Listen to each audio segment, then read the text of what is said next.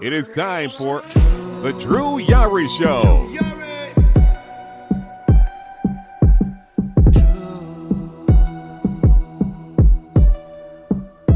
Drew Yari.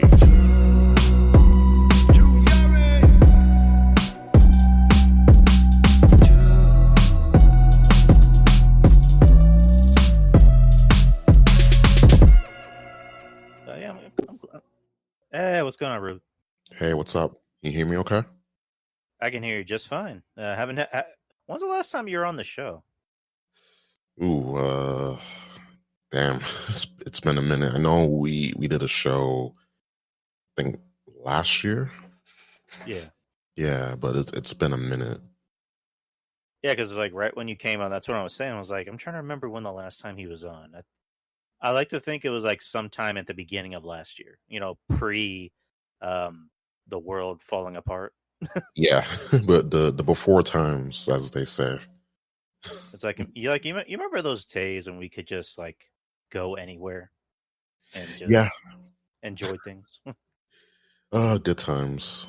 You know, Pepperidge Farm members. Pepperidge Farm. You gotta bring in the Pepperidge Farm jokes. Oh yeah, I love those jokes. I mean, hey, apparently Texas is ready for business again, huh? Yeah, I heard. As Yeah, long as they. I'm sorry. Go ahead, man. I'm sorry. Yeah, I was saying, as long as they do it safely, I'm sure that, like, you know, things will be fine. That's just all it is. Just about doing it slow, incrementally, you know. Yeah, I mean, because like a lot of businesses here are pretty much saying, no, we're gonna make sure the masks stay on, but our employees are gonna wear it. Anyone that wants to wear the masks, they can. But there's always gonna be those people that even before the masks were mandatory, they were still doing the whole, well, I have rights and blah blah blah, and fights broke out, and fights are probably gonna get worse now. And I just don't want fights to happen. I feel like the whole mask thing, I feel like it should just be a choice, unless you're going to an establishment, you know, going and getting your hair cut, going to place of business, going to your, you know, employer, you know, put it on. But when it comes to, like, if I'm walking down the street and there's no one there, I'm gonna take it off. There's no one around me, at least for a few blocks. And I usually do that when I get off the bus. When I get off the bus, no one around, take that shit off, because it's kind of redundant, you know? So I feel like if you're not around anybody, you know, take it off. Unless you want to, you still want to keep it on, that's up to you. But the whole thing is a choice, you know? yeah, and I'm still wearing the mask, either way. I mean, I'm still gonna, social distance, wipe my hand or clean my hands, put hand sanitizer. So, I mean, because even before the pandemic, I was kind of a germaphobe in some aspects. Like I would constantly clean my hands regardless, and also because I work at a jail. Oh, okay. So, there's not very sanitary people over there, if you get my drift. Yeah. So yeah, I'm just gonna stay safe regardless. But like you said, if I'm like in my neighbor, if I'm like because like I started doing it again. I walk up and down my neighborhood. It's just like exercise, and I don't wear a mask. And also because wearing a mask when you exercise is not. Supposedly you're not supposed to be doing that, because it kind of like, I guess depending on what kind of mask you have, there's people that have those like big ass masks that have like the ventilator at the end, but I personally don't like wearing masks when I exercise. So, Yeah. and also if I'm at my desk and working, I'll usually take off my mask. But of course, if I'm like walking in the office or going to get something to eat, or even if I'm in the drive-through and the person's giving me my food, I'll still put on my mask because I still have that contact with them. So Yeah. Yeah, and going back to the whole, you know, wrecking out when you're, you know, when you have your mask on, the reason why it's not good for you, and it's coming from a person that used to work at Amazon, and my shifts used to be 10 hours plus. mm-hmm. And when when you wear a mask for a long period of time, and you're, you know, just straining yourself, you're like all over the place. You're just basically huffing and puffing. it's bad because we breathe out or exhale CO2 and we inhale oxygen. And if when you inhale that CO2 back, that's actually, detrimental to your health. So when you work out, yeah, it's not good because you're supposed to, thing when working out, you gotta constantly focus on your breathing. If you're not working out, excuse me, if you're working out but you're not, focusing and working on your breathing, forget about it. It's like you might as well not work out. That's what I was taught when I was in the beginning of exercising or the gym. And also, when you're wearing glasses, if you're trying to work out, that could be another thing that gets in the way. What's going on, RJ? What's up? Give me 1 second. Yep. Okay, sorry about that. But yeah, because like I have glasses, I don't have contacts, so trying to work out while you have a mask on, even if you're just walking or doing any type of exercise, that could get in the way too, because you have all that fog on your glasses. So every now and then you have to stop, and then you have to take off your you have to stop and then pull on your mask and try and get all that fog off. So yeah, the point is I don't have a problem with the masks. I mean, if you have glasses, that could be another thing, depending on what kind of mask you have. Because there's one mask I wear. There's actually two masks I wear that are actually like better for my breathing, and they don't fog up my glasses as much. I like the ones that have like the strings on the side where you can just like pull it and loosen it up. Yeah, I like those. Back when I was in Amazon, they had those given out, and best get the ones that have the adjustable straps and as well as a P2.5 filter. Mm-hmm. Yeah, because those, what I was seeing people do is get those type of masks with those, with those masks with the inserts, Right. to put those P2.5 filters, and they weren't putting them on. And I was like, wait a minute, you can put a filter there. You got like a pack of 50 or a pack of 20 even, and just slide that in. And when, you change it every day. You change it every day. Don't just wear, if you're going to wear a mask, do it smart. Like ones that have filters, constantly change them, wash them. I see people wear like the same blue mask, like the ones they got at the hospital, and they don't clean them, and they wear them for days, and that is no bueno. That is no bueno. Like you were talking about hygiene and everything. That's just a sign that people do not have good hygiene when they're when they're wearing the same mask, when they're not washing them. That's just my thing. If you're gonna do it, be careful. Be careful. Constantly change them if you have the disposable ones, and when you have the reusable ones, make sure that you wash them, because you don't want to breathe in what you were breathing in a few days ago in a row. Right. Yeah, Yeah. exactly. That's what I do. I make sure I wash all of mine. Especially even if I use them once. Maybe like once or twice. At least, clean them definitely, because Yeah. like you just mentioned, you're breathing in. You're going to be breathing in what you breathed in the other day, and I don't want to sound like I'm being too dramatic, but you could possibly maybe contract something. Yeah. You never know. Like you got to play it safe. So, other than that, man, how you been? What's new with you? Oh man, I've been good streaming. I've been streaming on Twitch. Recently got back into it late last year. Recently turned 31 early last year. So excuse Nice. me, early this early last month, say back in January. So yeah, I'm a year older, and in the past 2 months, I had so much cake. It's so much cake. So now I'm trying to watch what I eat, and just again, watch what I eat and just be a little healthy, especially since being inside, being inside too much, no bueno, no sunlight. So you gotta where you're lacking in some departments, you got to make sure that you compensate in those aspects. So that's health is important at the end of the day. Like choice is choice, but your health, like you can't compromise that. So that's what I'm going to be doing for 2021 and beyond. And what's up with you? What's new with you?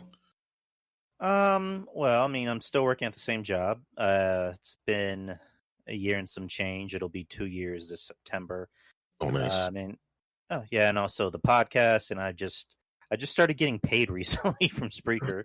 I Yeah, I mean, saw, like, dude, like, listen, you keep at it. Like, mhm, one thing I wish I had, because, extenuating circumstances, um, they, the consistency matters, right. and you've been consistent. So that is something that I feel like, a lot of content creators lack, and especially in the podcasting department.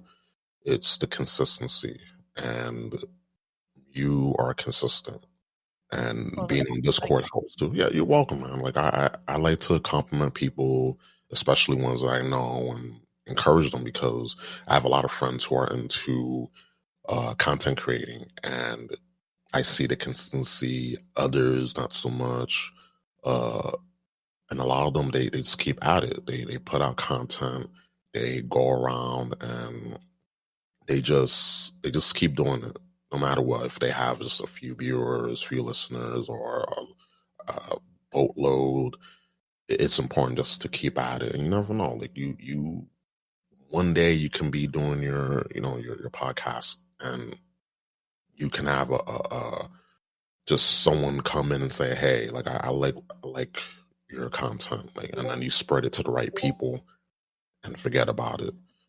So they just keep at it, and it may be small, but hey, like, small victories turn into big victories in the end. Yeah, I mean, yeah. I mean, again, I appreciate you for saying that. I just do this for fun. At the end of the day, I like to have fun with this. If I was making Joe Rogan or Kevin Smith money, or even JD from New York money, Yeah, and I know I've made little passes at JD. I mean, but I gotta give respect where respect is given. The guy has been able to make money off of just podcasting alone. So, I mean, you can't shut on that. So he's been able to buy a house and, according to Kevin Castle, buy like a really nice car, just yeah, solely based on podcasting. So I got to tip my hat off to him. But hey, if I was able to make that kind of money, I'd be happy. But I'm happy now. So, um, with Spreaker, they have this thing on where you have to have, if you have at least 3 ads in your show, then I guess that's the recommended, a number of ads that for their ad streaming thing or whatever. But yeah, just reason starting making money, just little money here and there. But hey, I'm happy. I'm content. yeah. Um, I mean, was it January was the 3-year anniversary for the show, which I look at that and I'm like, wow, 3 years, like wow, like That's that's amazing. Some shows don't last 3 months, so that's saying something. yeah, And and also go ahead. yeah, it also helps that you have a community. Like, shout outs to Kev Castle, and the Wrestling Suit Boys. Love those guys.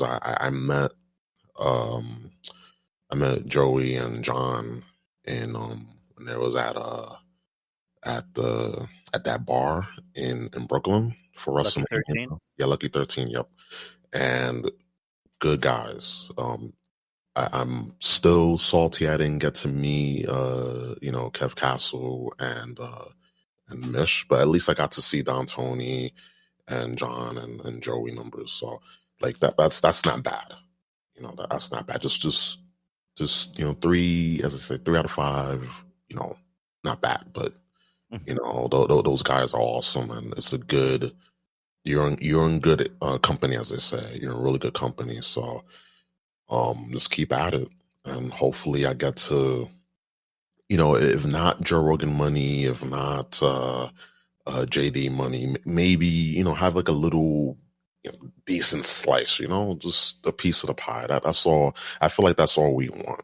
If we're doing something that we enjoy, I feel like that's something to strive for. Just a little slice, a little slice of cheesecake. I also think I kind of came in at the right time because if you wrestling podcasts, I think wrestling podcasts are almost kind of like a dying breed when you look at it Yeah. because there's really not too many out there. Because I came in 2018, and what year did you start? I started in. I think around like 2019. I think 2019, like officially. Right, so we kind of came in at the right time. But I try not to look at things that way. But I mean, point being, I just have fun with what I'm doing. I've realized I don't like doing solo shows at all because I remember last week? Was Yeah. it last week? Yeah, last week I did my first solo show in a very long time because before that I was having guests on the show. It was either Kev or RJ or Monty, and then the week before that was Jeff Littman, Okay. and I hadn't done a solo show in I think August. Wow.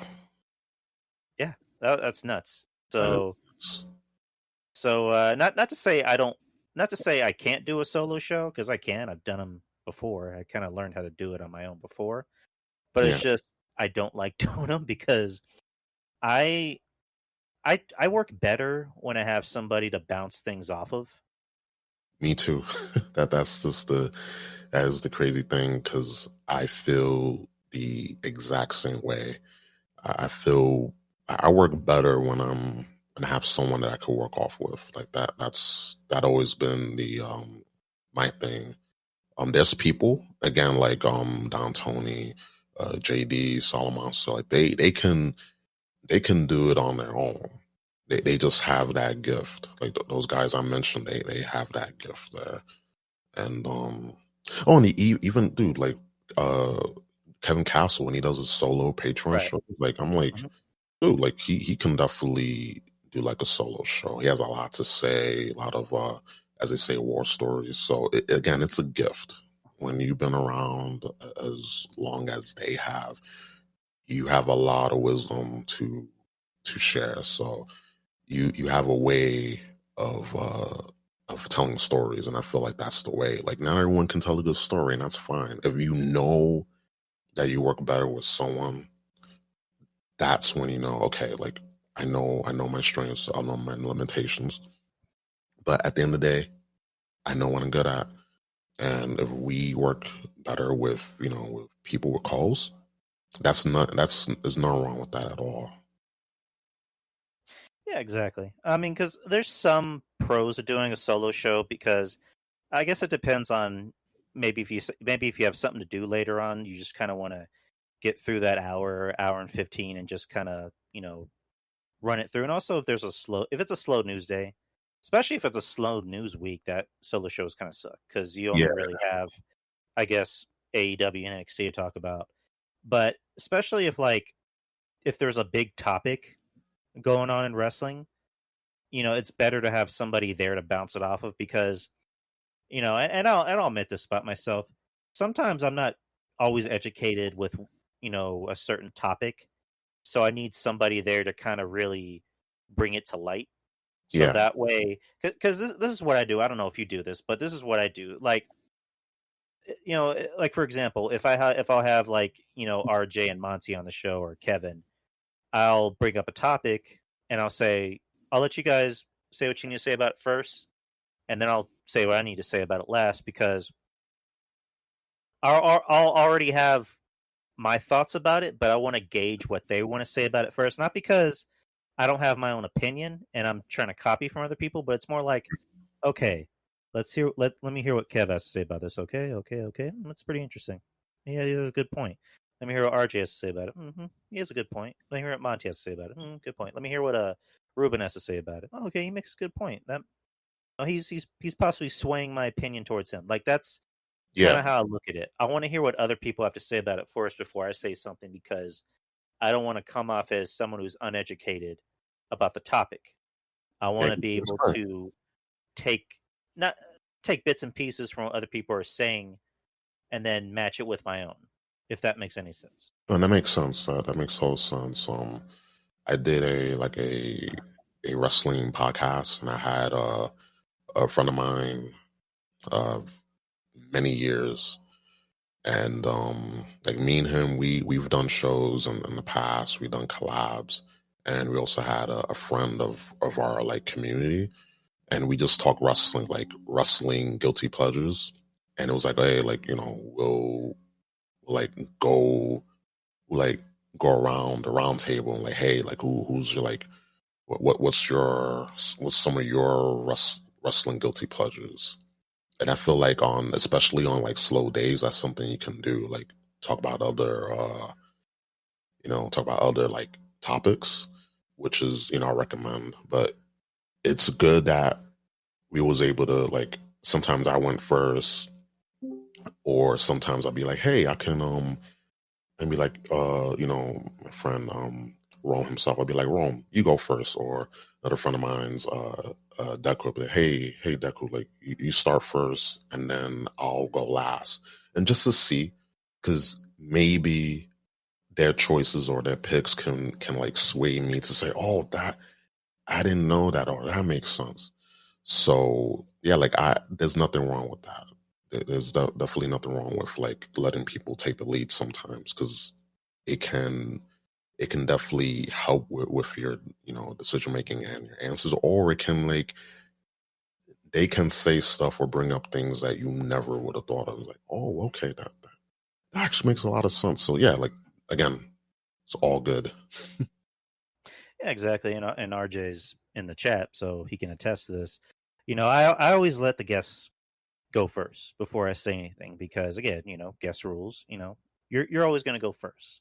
Yeah. And again, like I mentioned, it depends on the topic. If it's something that I'm already that I already educated myself with, then even if then, I'll still let them go first, so that way I can kind of see what they have to say about it. And then there's that possibility of them kind of swaying me, and also, like you just mentioned, oh, you know what? They said something I didn't even think about.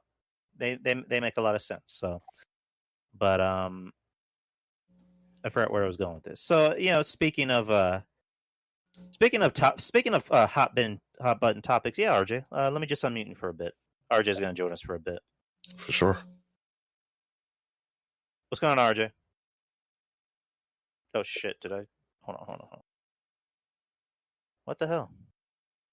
Oh, There we go. RJ, hey, what's going on, man? hey, what's going on, guys? Y'all doing all right tonight?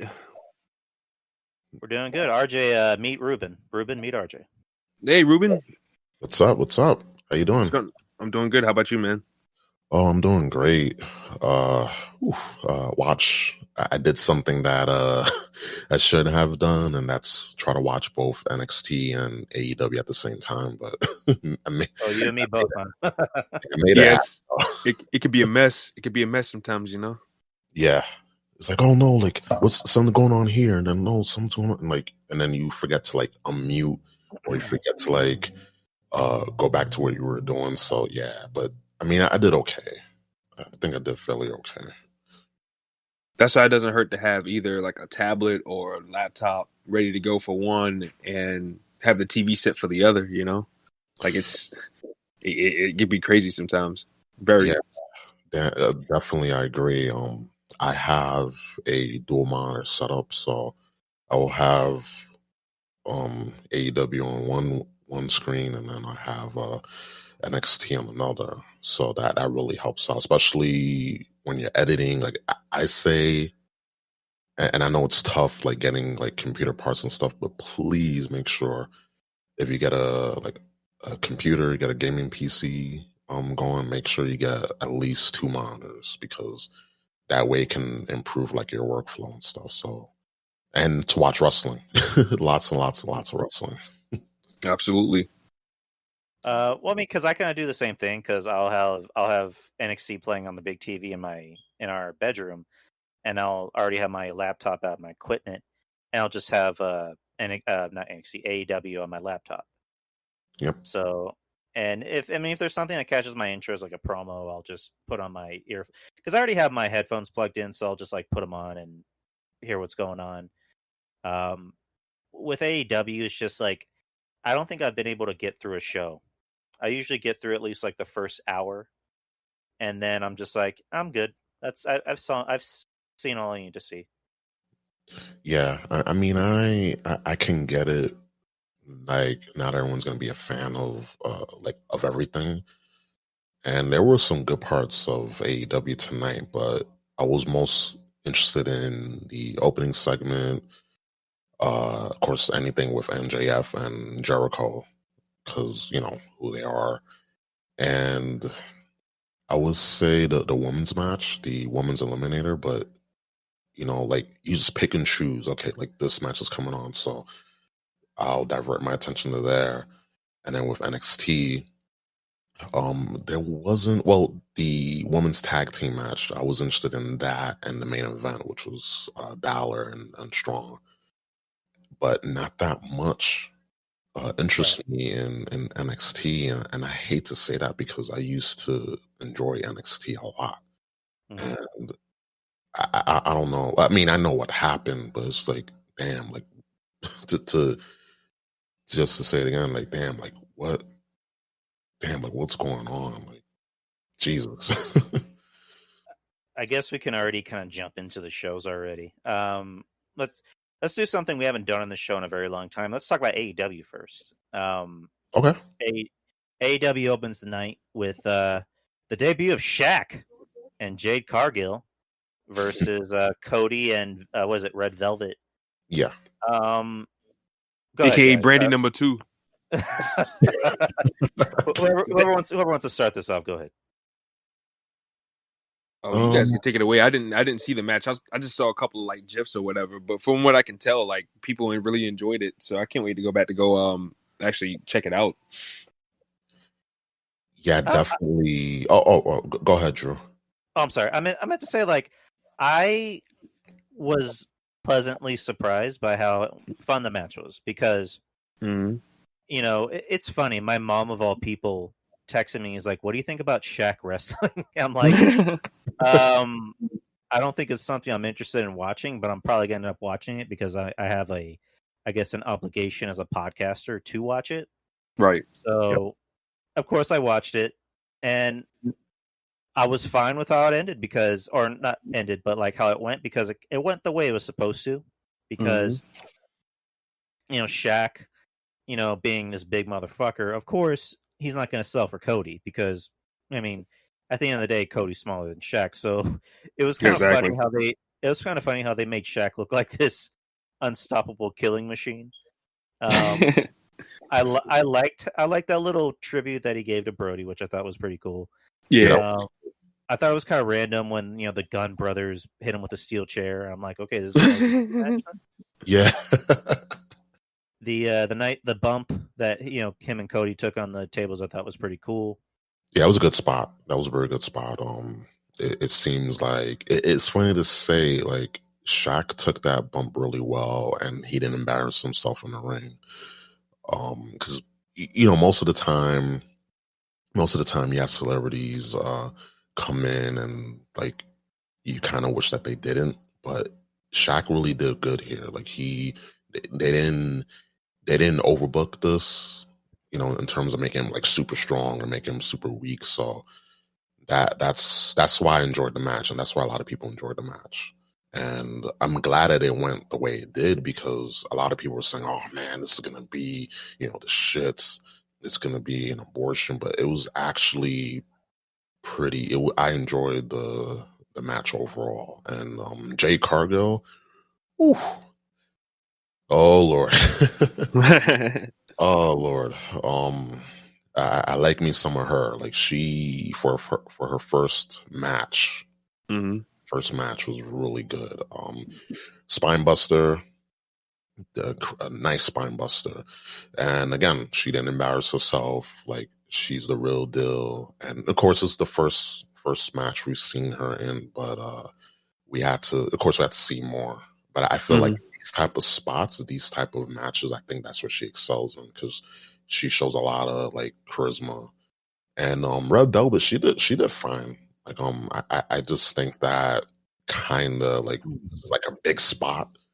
So of course, like people are gonna be nervous. So I'm gonna give her the benefit of the doubt, but she did okay in this match. I'm kind of the opposite. I don't think she's very good, in my opinion. Who? Red Velvet? Yeah, Red Velvet. Yeah, she's pretty green. Pretty green.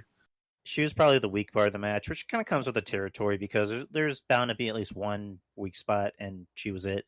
Jade Cargill, I got to give credit where credit is due. She was actually very good. I don't know if this was her first match, if anyone knows, like her first ever wrestling match. Yeah, this was first match. Yeah. Mm-hmm. And she was actually very good, and I think she has the makings to be a star as far as like, or I mean not even as far as like, but she has the makings to be a star. She could be possibly one of the best women, not just in the company, possibly in wrestling. My only thing I can think about is that she's only had her training a part of AEW, and so I don't know how that's going to help or even hurt her. So, but can't be any worse than some of the other girls they have, honestly. Yeah, true. Yeah, you're not wrong, but a lot of the other girls they have is pretty green, or they don't have a lot of experience either. So like, it can't be that rough. When the blind's leading the blind, it can't be that rough. I mean, it could be bad, but it's not a personal indictment on her, is what I'm trying to say. Yep, I agree. I mean, this was always my criticism, my main criticism of AEW, and of course they're a new company, but we can't use that excuse like for long. And I'm a fan. Like I'm more glued into what's going on Dynamite because it's something fresh, it's something new. Because of course we're just tired of Raw, and Roman Reigns alone can't have the entirety of that show on his back. Like he's done good, but he can't do that job alone. Like I'm sorry, and you're right. Yeah, like you're right. He can't. He really can't. Yeah, but it's just in my opinion, I think SmackDown has kind of been the better show as far as like the wrestling shows. Yes, yes, because it's not just Roman, because you have. I mean, you look at Cesaro. Cesaro's been on a tear recently, and how that guy's not on a bigger spot on the show is just beyond me. And then you got Daniel Bryan, of course. You don't have to. I mean, you never have to worry about Daniel Bryan, stinking out the joint. So that's never. Like him, Cesaro, Apollo. Like there's some bright spots on the show, like Roman and those guys. They've done a very good job. My only thing is just the booking, man. Like it's so inconsistent. It's so inconsistent. Yeah, man. Like it's so inconsistent. Like but that's something I want to talk about like later on. Yeah, like, something like because I have a lot to say. I have a lot to say. Ooh. But going back to the first opener like of AEW, like good match. The table spot was good, and I was like, where did Shaq go after the match? Like, oh, good. Oh my god, I got to bring that up. So he gets put in a stretcher, and he's supposed to be incapacitated, but he has enough energy to move his feet. Yeah, you saw that. I was like, oh man, I'm glad. Oh my god, because dude, he's so tall, man. So right, his legs are gonna be sticking out. That would have been funny. That would have been funny if they would just left the doors open, like the back door open, because his feet are too long. But it's like, ooh, you got to get a big ambulance for Shaq, extra large ambulance. But I hope Big Show, that's another that's huge news with Big Show. I hope they have. It's Paul Wight. It's Paul Wight, Ruben. It's Paul Wight. Well, you gotta get with the program, man. Paul Wight. Yeah. Well, out with the BS. Yeah, no more BS. Oh my god. Paul Wight. That shirt. Can we just talk about that shirt? It's Yeah. awful. Yes. I'm like, oh, really? I mean, that shirt, man. Like again, pro wrestling. He's had some very good shirts, that very good designs, but that wasn't one of them. Like whoever okayed that, oh Lord! And I have a few shirt designs, and this is little old me, and you have a big company that designs shirts for wrestlers, and that's what they come up with. I was like, why? Just what do you? Just someone should get reprimanded. I wouldn't say fired, like that. That's a little too harsh, but someone just should tell that person, yo, like what the fuck is this? No more BS. Stop it. Like you're suspended without pay. Suspended. Okay. I got to make a comparison. What do you think is worse, that shirt or nobody meaner than Tamina? Oh man. Oh, I don't want to get Mish. I know he's a big Tamina fan. I gotta watch my words carefully. Damn. Well, the thing is with Tamina's shirt, it's not only I could wear that one. I'm sorry, I could kind of see myself wearing that shirt if I had a choice between the No More BS shirt and that one. And it's memeable, right? yeah. So yeah. But yeah, I'm definitely go with I'll wear the no one's meaner than Tamina. That's like hands down. Hands fucking down. Oh man. Mm. But so what happened after what happened after the match? I was kind of tuning out after the first match. Well, that was because and I'm a fan of these guys. Death Triangle, Pac and Ray Phoenix. They went up against a like enhancement talent, and it was basically a squash match. Right. And I understand, like I had tuned in to watch, the entrance and all that, but then when the match was going on, I was like, yeah, it's a nothing match, just to build them up. But this goes again to one of the major problems with AEW, that there's just way too much tag team matches. You can have good tag team wrestling. Yeah.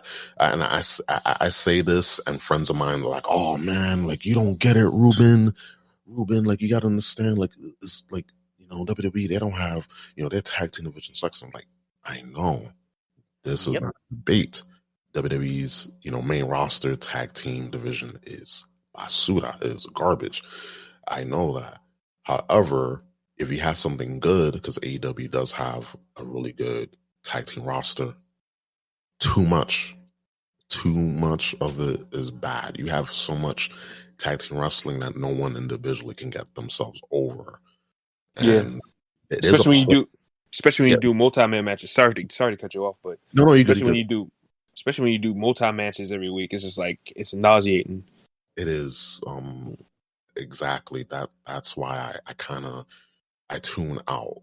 Like there was so many. There was only I think there was only like one or two like singles matches. I think, because the rest of them were just tag matches. You had the women's eliminator finals. Like that match was a good match, but a lot of the matches were just tag teams.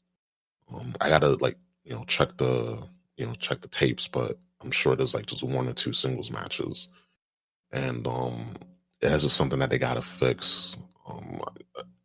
I understand, like sometimes you gotta get everyone in, but if they're not part of a story, if they're not in the pay-per-view, which is this Sunday, don't put them on the main show. Put them on, Dark, or the new show that they can have, Elevation.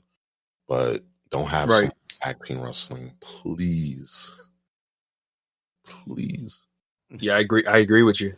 Like that's not, to me, in my opinion, me personally, like that's not enough like when you do multi-man matches like that and a lot of slapped up tag team matches like that with no storyline, no purpose, no goal, no nothing to reach, like it's hard to start to root for somebody besides, okay, if you like the moves, like the flips, the dives, this, that, and the other, okay, maybe you'll like somebody off of that alone, but like how is that different from the next team? You know, they have a lot of high flying teams like the Young Bucks and the Hybrid 2, Top Flight, like they all do, the same thing, pretty much just, differently.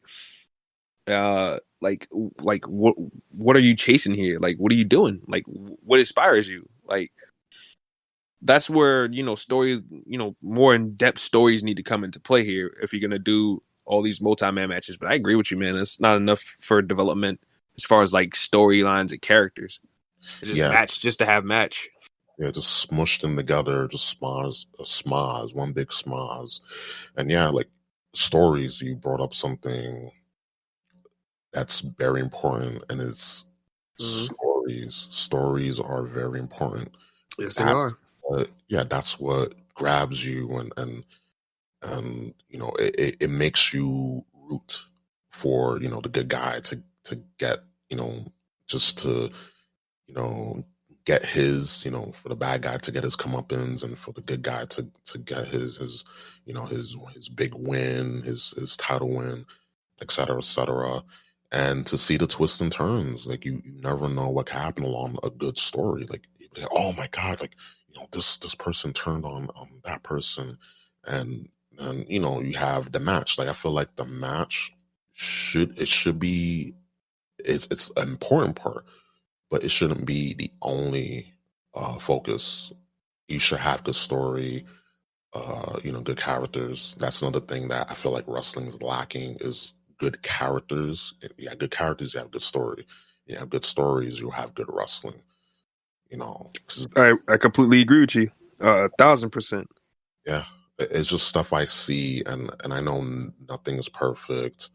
At the end of the day, it shouldn't some stuff shouldn't have to be repeated, like, obviously, but no one's perfect, and we see, like, as long as we know, okay, these are the person's strengths, and we will emphasize their strengths rather than just focus on the weaknesses, which their main roster tends to do. They tend to break people down too much. And I feel like AEW has that opportunity, and they have some good stories, with Inner Circle. With the Inner Circle, that them getting rid of Sammy Guevara. I like him, Guevara, but I like Sammy Guevara. He's grown on me, and has some good matches, and I feel like when he eventually like does his own singles run fairly soon, that he will kill it. He has enough of it, and he's been with Chris Jericho, and he's been showing him the ropes and whatever. So I feel like he can do well on his own, and that could be another single star right there that they can do. But they need to do more. So you need good wrestling, which is important, but good stories, stuff that can just grab you, and just stop with the excessive tag team matches. Right. Yeah. But what? Okay, so the starter with the opener, then the Death Triangle squash match. What was another thing, Ruben? To kind of piggyback off of you is that, but other than the excessive tag team matches, another thing they need to stop doing is the whole thing of every match needs to be the greatest match of all time. It's like that narrative is overblown. It's like with Sammy Guevara. It's like I've done a complete 180 on the guy, because the first time I saw him, I'm like, this guy looks like a goof.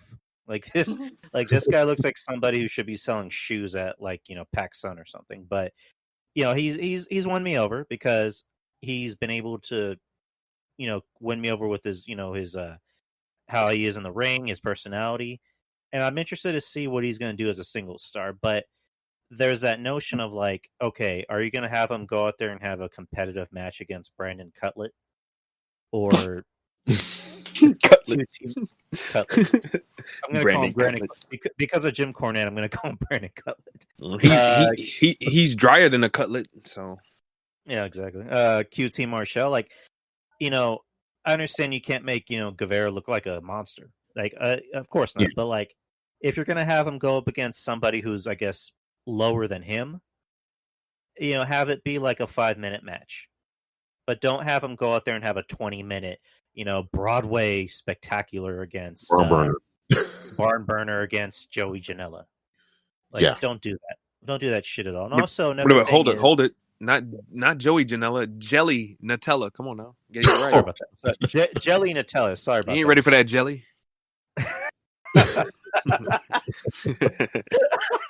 You know what? I just thought of something. If he came out with a shirt saying "You're not ready for this jelly," I would fucking love him. Yo, Tony Khan should buy it since he's buying the rights for all these songs, right? He should totally buy since they have him and Sonny Kiss as a tag team, right? They should totally. Tony Khan should totally buy the rights to the Bootylicious song from Destiny's Child, so he can come out. God. I just thought of Sonny. I don't want to think of Sonny Kiss. Change the subject. Change the subject. Oh fuck! I had a point. Okay. Anyways, I'm just gonna forget that. I'm just gonna forget that image. Oh. Yes. But another thing they need to get better at is how to book big guys. Because they have no clue how to book big guys. Because you look at Lance Archer, they brought him in as a killer, and they have him lay down for Cody. Yeah, they have him have a competitive match with Janela and Marco Stunt. And it's just like, and then, I don't mean to, say bad things about the dead, Brody, they, up until he passed away, unfortunately, they were booking him the right way. But before that, he wasn't really that interesting. And also, come to think of it, he was wrestling with that condition. So I'm just going to kind of find a way to sway off that topic. But, like I was mentioning about Brody, up until when he passed away, they were booking him the right way. But a guy like Lance Archer, they haven't been booking him the right way. Wardlow, they hardly book at all, which I'm surprised by. I know, right? I'm literally holding MJF's bags. I'm like, dude, this dude is legit. He can wrestle. Yeah, he can. He's actually good. From what we've seen, he's actually very good. I've seen a lot of his stuff before he went to AEW. He's actually pretty good. Okay, I gotta watch the whole matches. He's impressive, man. I put him in the Hammerstone category. Like they're guys that'll surprise you athletically, and they're just powerhouse men. You know what I'm saying? They're not gonna do the dives unless they really have to or whatever like that. But they just powerhouses, man, and it's impressive. Yeah, because that style of big guy is starting to fade away. Everybody wants to do the flips and dives, the big guys too, like Luchasaurus, Damian Priest, etc. But it's nice to see guys like that stick to the powerhouse tactic of being a wrestler. You know what I'm saying? So he's definitely one. Where was Wardlow, RJ, before he came to AEW? I think he did various indies. He wasn't like in any specific companies. Right, because I literally never, because usually I'll hear names, but I won't really, usually I'll hear names. I'm not as big into like the indies as like most people would be, but I'll hear names at least. But I never even heard of this guy until they started promoting him on the show in that vignette where he's just like kicking the shit out of people. I'm like, oh, who's this guy? And then he's just basically MJF's bodyguard, which I don't have a problem with, but it's just like, can we see this guy like on the show a little bit more? Can you see this guy rock? Yeah. He's really good. Like he's very, very good. So, but super talented. But yeah, basically those are my points. Like you guys, like we all agreed on. There's too many tag matches. They need to stop making every match competitive, unless it's a pay-per-view match. Like, don't make every single match the greatest match that we've ever seen, and just book your big guys a little bit better. Those are really the only takeaways from AEW. But so go Drew, ahead, Ruben. So Drew, sorry to interrupt, but Drew, the places he wrestled at, basically was American Revolution Wrestling, International Wrestling Cartel (IWC), and That's pretty much it. That's the notable companies that he's worked for from 2014 up until 2019. So Oh, okay. Okay. yeah, But he's had a lengthy career. I thought he only started wrestling like 2 or 3 years ago. Mm. But no, he's been around for a good bit. I So mean, it's good. shows Yeah, that go ahead, Ruben. that shows that he's good. Like he's just not like like a big man, but because that stereotype that hey, like they bring in big guys into wrestling companies because they're big, but they can't Mhm. wrestle. So it shows that hey, like this dude, is not only he doesn't only have the size, he has Mhm. skill to back it up, and he needs to wrestle a little bit more, just a little bit more. Mhm. But RJ, I mean not RJ, Ruben, just go ahead and finish the rest of AEW. All right, the press conference is next. Yeah, with the Young Bucks. Yeah. Oof. This was a very good segment. This was a very good segment because obviously when you have Jericho and more so MJF on the mic, like you're gonna get gold. Most like good majority of the time you will get gold. And they had what's his name, Conrad answer yeah. questions. They had Eric Bischoff. They had uh the guy from Barstool Sports, and they were answering questions. The audio was bad for the first question, and no one heard it on that was watching. Obviously, the people that were there live heard it, but we, while watching the segment, we didn't hear the audio. So I think they got to get their audio together. They got to. That's another issue. I mean, they gotten better, but I feel like if they're gonna do that, like do some tests, definitely do some tests, like double, triple, quadruple check, because we never know, anything can happen on live TV. So that should always be the first thing. But I haven't been watching AEW, so I'm glad that they highlighted and showed that they beat the shit out of Papa Buck, and I was like, ooh, Can, like, oh can we talk about the bad blood spots? yeah. That's bad. That's Oh like my dried. That's God. like dried ketchup. You know how Yeah. ketchup gets dried for Thank- like a certain amount of time. That's what that looked like. It's probably the funniest thing is having to explain that to my girlfriend because she's aware of the show. She obviously doesn't watch it. She knows the names, and I had to explain that segment to her. And I showed her the picture, and she's like, "Oh, what the fuck?" And I gotta say, Brian Last from Jim Cornette's show, like he made my day describing that segment because, like, I don't know if you guys, I guess maybe you've heard of this, but like, there's catsup and then there's catsup. Yeah, I heard it. Mhm. Yeah. And Brian Last said, "That's catsup," and I'm Mhm. at my desk trying not to laugh because I feel like I'm the only one that makes catsup references. Mhm. Um, but which I got from The Simpsons, by the way, when Mr. Burns was trying to do his own shopping and he's holding a bottle of ketchup and catsup, and then Yeah, gets taken away out of the story. He's like, "But I'm shopping." So, but anyways, that was in my 23, 24 years of watching wrestling. That's probably the worst. That has to be the worst blood spot I've ever seen in my life. yeah, and they were. I remember people were like, "Oh man, like the whole blood capsule with Roman Reigns, like that was bad." But this, like people were saying that was bad, but this was kind of like I think way like much worse, just because like come on, like doing a blood spot like that. I saw it because they had it on the replay, and I was like, "Ooh, that, what is that?" It's not that's very a very bad blood job right there. But I mean, it did the job because the Young Bucks, they came out and they it looks like he put himself in the red paint.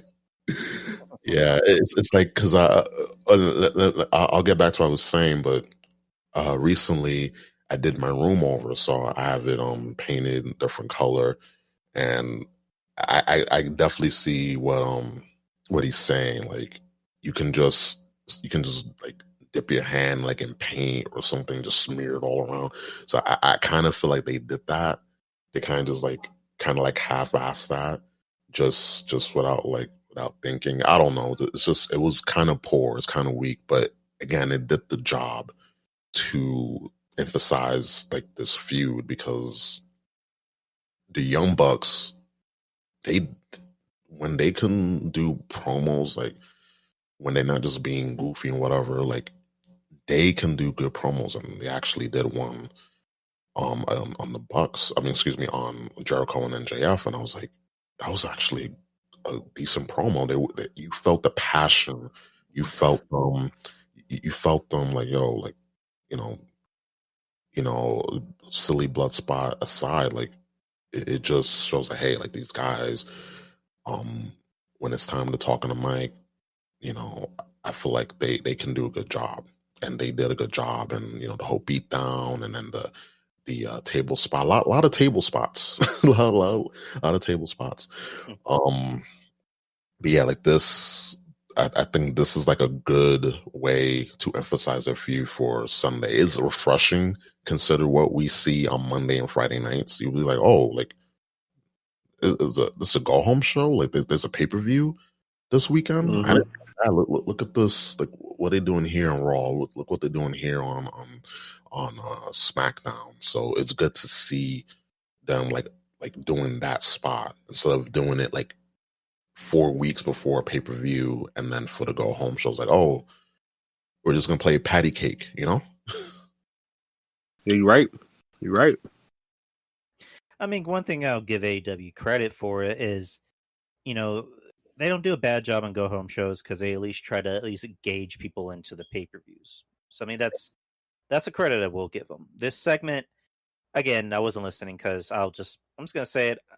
Jericho is starting to have go home heat with me. I can. What have I become? I can see that. affected with COVID. COVID in my lungs. Like he's just. I don't want to say I hate him because I don't really hate anyone. I mean, because hate's a very strong term, but it's just like he hasn't really done himself a lot of favors, you know, in the past year and a half, and also, you know, Especially today. Yeah, well, I was actually gonna say that, like Disco Inferno, you know, he said basically what a lot of Trump people say, or ex-Trump people, is that, you know, we need to open up these businesses and blah blah blah, and then Jericho says I agree, and it's just like, ugh, it's that's all you can say is just ugh. Oh, that's what people was going about with Disco. I mean, normally, I mean, because I've been watching a lot of TNA, like the NWA TNA, and Disco Inferno was there, and I'm like, please get off of my YouTube screen, please. Normally, We ain't a fan of Disco Fever. Disco Fever. Disco Fever. Am I the only one that thinks that anytime he talks, he sounds like Marvin the Martian from Looney Tunes? We need to open up businesses today. Conan, what did you think about NXT this week? I was the television champion in WCW. His voice is he's so annoying. Disco Inferno. Just awful. Yeah, I mean, I'm not just the fact that he's too pretentious and thinks like he's a bigger deal than what he is in wrestling. Like that, I will agree. Like, you know, please stop talking. But I mean, definitely Fandango is better than Fandango is a much better. He portrays that character so much better, and he has Fandango has a better look, and I'm glad that he's in NXT doing he's doing a lot. But with Glenn or Disco, what he said, I mean, again, slowly. If you're gonna open shit back up, just slowly. You know, people want to wear their mask. Let them. I mean, like me, I'm not about telling people what to do. You know, tell people, oh, you should do this or don't do that. I'm not about that, because who am I to say? Because I wouldn't want that to be enforced on me. But I mean, if people want to go to work, if they're going to be safe about it, you know, let them be. But you know, I guess just on Twitter when people say things, they just they. I hate Twitter. I'm on it because I do my Twitch stuff. I do my podcasting. I hate it, but I understand. Just sometimes when people go on Twitter and they say like the most ridiculous things on all sides, not just one side or the other, but all sides. Like I feel like, can you please stop? Can you please stop? And just when all else fails, gentlemen and people listening, just mute them. Just Yeah. mute them. Like no fussing. I don't know if you've seen that commercial that airs on Raw. Like no fussing, no cussing, and just block them. just I just do that. Well, not block them. I just mute them. Exactly. I feel in order for me to block you, you had to have done something like crazy to me personally. And I just feel like sometimes, just people, they have their opinions. Everyone has a good opinion, but everyone has one regardless. And the best thing to do is just mute them. Just mute them and, go on your merry way. Because there's other things, better things to do on Twitter, just better things to do on Twitter. Like just my recommendation. Yeah, exactly. I mean, because it's understatement. Social media is just very toxic, especially the IWC. Because you say one bad thing about anyone's favorite wrestler, and they just come right after you. The White Knights come after you, especially. I mean, RJ touched base on this on his show. It's just with a lot of these female wrestlers, it's like you say one little detrimental thing about Paige or Alexa Bliss, especially Paige. Yeah, those two. Oh my God, Jesus, their fan base, and they say that JD, his fan base is like insane. I think the Alexa Bliss stands and the Paige stands are like worse because they just. I feel like these guys, and no disrespect, I feel like these guys, they have never seen, like, besides porn, they haven't seen a just vagina. Like, they have not at all. Ruben, yeah, Ruben, they haven't even smelled the whiff of vagina before. yes, Those kinds of guys. You know what I'm saying? I'm gonna just go ahead and lay it down flat, just like that. These guys are just very. These guys are very. I mean, these guys are mentally ill. I mean, there's really no ifs, ands, or buts about it. Mentally ill. And mentally ill because they can't catch punani in real life, so they gotta fantasize about it on TV. Dude, that's mentally ill. Alexa Bliss is, and Alexa Bliss is, she's number A1 target. But to all these fellas that obsess over Alexa Bliss, let me give you guys a ticket to Myrtle Beach so you can see if you guys want Alexa Bliss or girls that look close to it. I know a bunch of girls in Myrtle Beach that look just like Alexa Bliss, maybe even blow her out of the water. Yeah. You like them short? You like them with a little bit of a muscle butt? They got plenty of them out here in Myrtle Beach. You like girls with belly button rings? They're there too. Blondes, you forget about it. Come on. Like, just seriously. I never really got the infatuation over her. I see girls that look like Alexa Bliss every day. Oh, I believe you. Definitely. Yeah. Yeah, it's just like, I mean, she's okay, but it's just like, come on, the whole blonde, cute little pixie girl. It's just like, you can throw a rock and see like 10 Alexa Blisses. Yeah. Exactly. But going back to, the whole thing about guys, it's just like, let me kind of backtrack what I was saying, okay, because there's guys that can fantasize about these women and defend them. Those are just idiots. Yes. The guys who constantly make accounts and send messages daily and again get blocked and then make another account and then eventually show up at somebody's door. Those are mentally ill people. Oh yeah. Yeah, for sure. I'm not the biggest Alexa fan, but it's just like, I don't want her to like get killed or anything or get kidnapped or whatever. And same thing with Paige, even though I'm blocked by her on Twitter, like I don't want her. I don't want Paige to die. I don't want Paige to get hurt. Wait.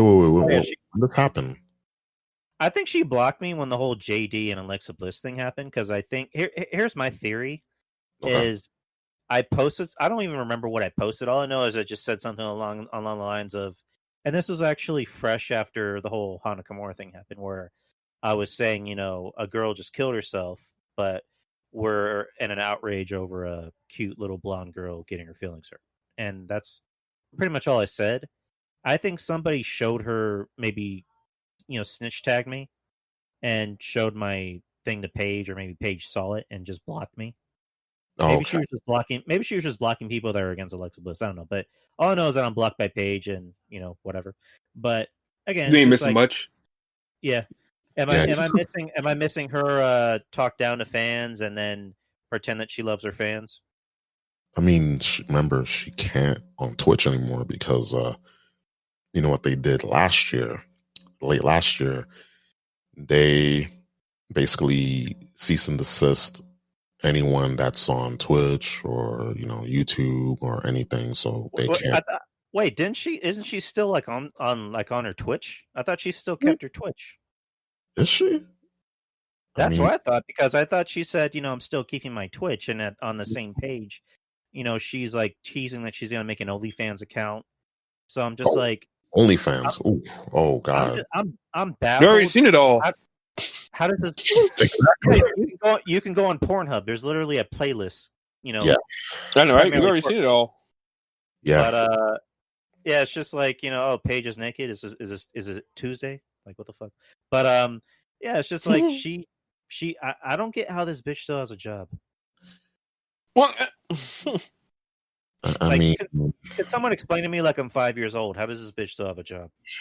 Okay, so WWE, they just want to hoard talent, even though they can't wrestle. Like, Paige, she got injured, she can't wrestle, but they're still paying her not to do much of anything. And I don't know either. It's just like, it's just free. I want free money. Give me free money. Like, shit, like, please. But Ruben, WWE is a prison, remember? It's hell. Oh, yeah, it's prison. Yeah, damn, you're absolutely right. I mean, if I get paid good amount of money, throw me in jail. That's all I'm saying. Throw me in jail. Like, Jesus, I want to go to jail. Like, fuck. I work in an actual jail. Like, that looks better than jail, I'll tell you that much. Yeah. Like, you get to sample Titus's catering. He's serving up, man. He can whip it up in the kitchen. Oh man. So you got money, you got a boatload of money. You got to chill out in the locker room, get sampling, catering. Like, damn, like, that sounds like gel. Sign me up, please. Please sign me. Yeah, like, especially for somebody like her that's hurt right now, Yeah, she can't wrestle. Yeah, like she can't wrestle right now. Yeah, I'm just like, I mean, I understand. Like, I truly, like, I do get the gripes of the wrestlers, to a degree, but who's the one that signed that contract? Who extended? Who was the one who signed that contract and extended your stay in this prison? Not me. Exactly. Not them. Like, it was them. It was Paige. It was so and so. Like, they're the ones who wanted to get more money, and again, got to make a living somehow.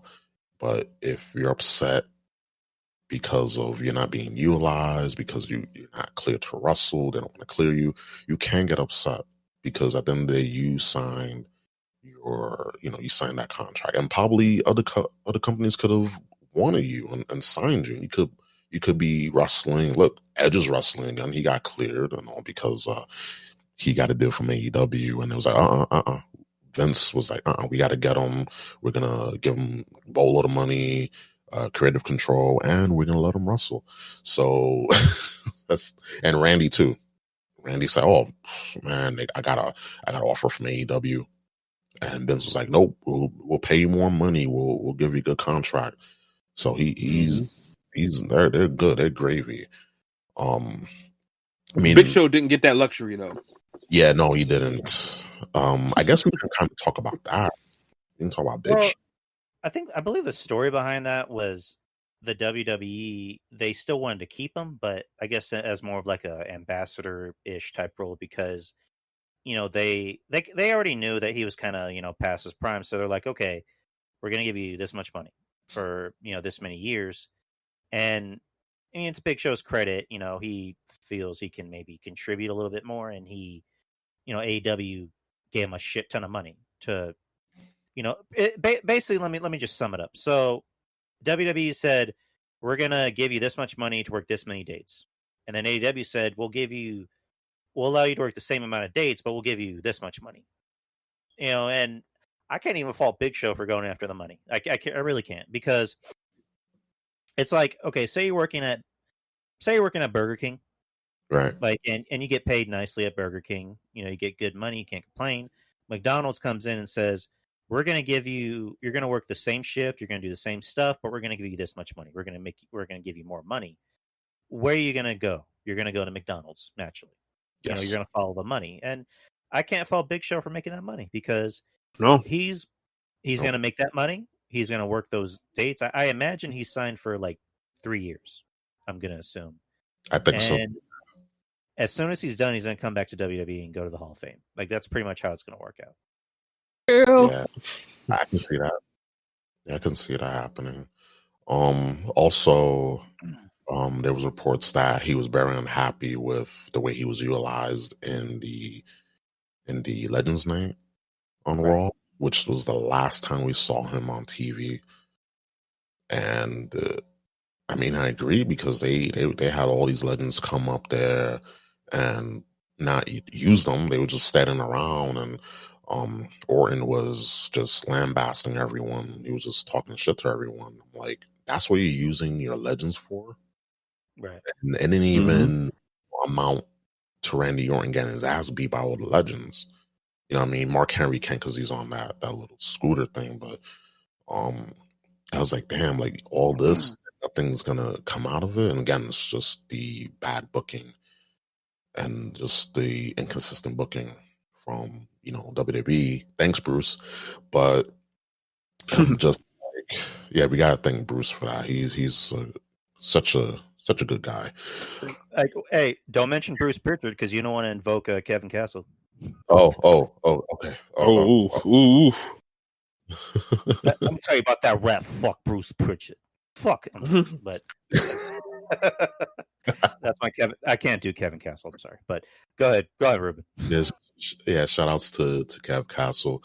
But yeah, like that's just, again, I don't begrudge Big Show for doing what he did, because at the end of the day, he feels like he can contribute more to wrestling, and not only he's gonna get paid really handsomely, he's gonna be color commentator on AEW's new show, and I feel like that's a very good way to utilize him. And he has a voice for it, and he has a lot of wrestling knowledge that he can put onto commentary, and he can also in the back train the big guys, because I feel like you need a big guy to train a lot of these big men, because AEW they cannot book the big men. They can only book high flyers, and you're right. That goes back to our point earlier. They only can book the guys around his size, a little bigger. But if they have someone like Big Show, I mean Paul Wight, and in there helping out, teaching people in the back how to book these big men, and having wrestle in a style that's not only believable but can make them into bigger stars and have them in good positions. I feel like that's a win-win. I feel like that could be a win-win for everyone and for the product too. So while people are like, man, if he wrestles, fuck, Tony Khan for signing him, and fuck the Big Show, I'm like, guys, calm down. Yeah, and let's not get crazy yet. Yeah, he just they just put pen to paper on the contract. He got hired like just a week ago. Like, chill. Yeah. Like, I feel like this is the problem with the wrestling, internet wrestling community. We just jumped the gun too much. We got our hopes up, and we also just go off the handle. I'm like, guys, like, stop it. Once you chill see, out.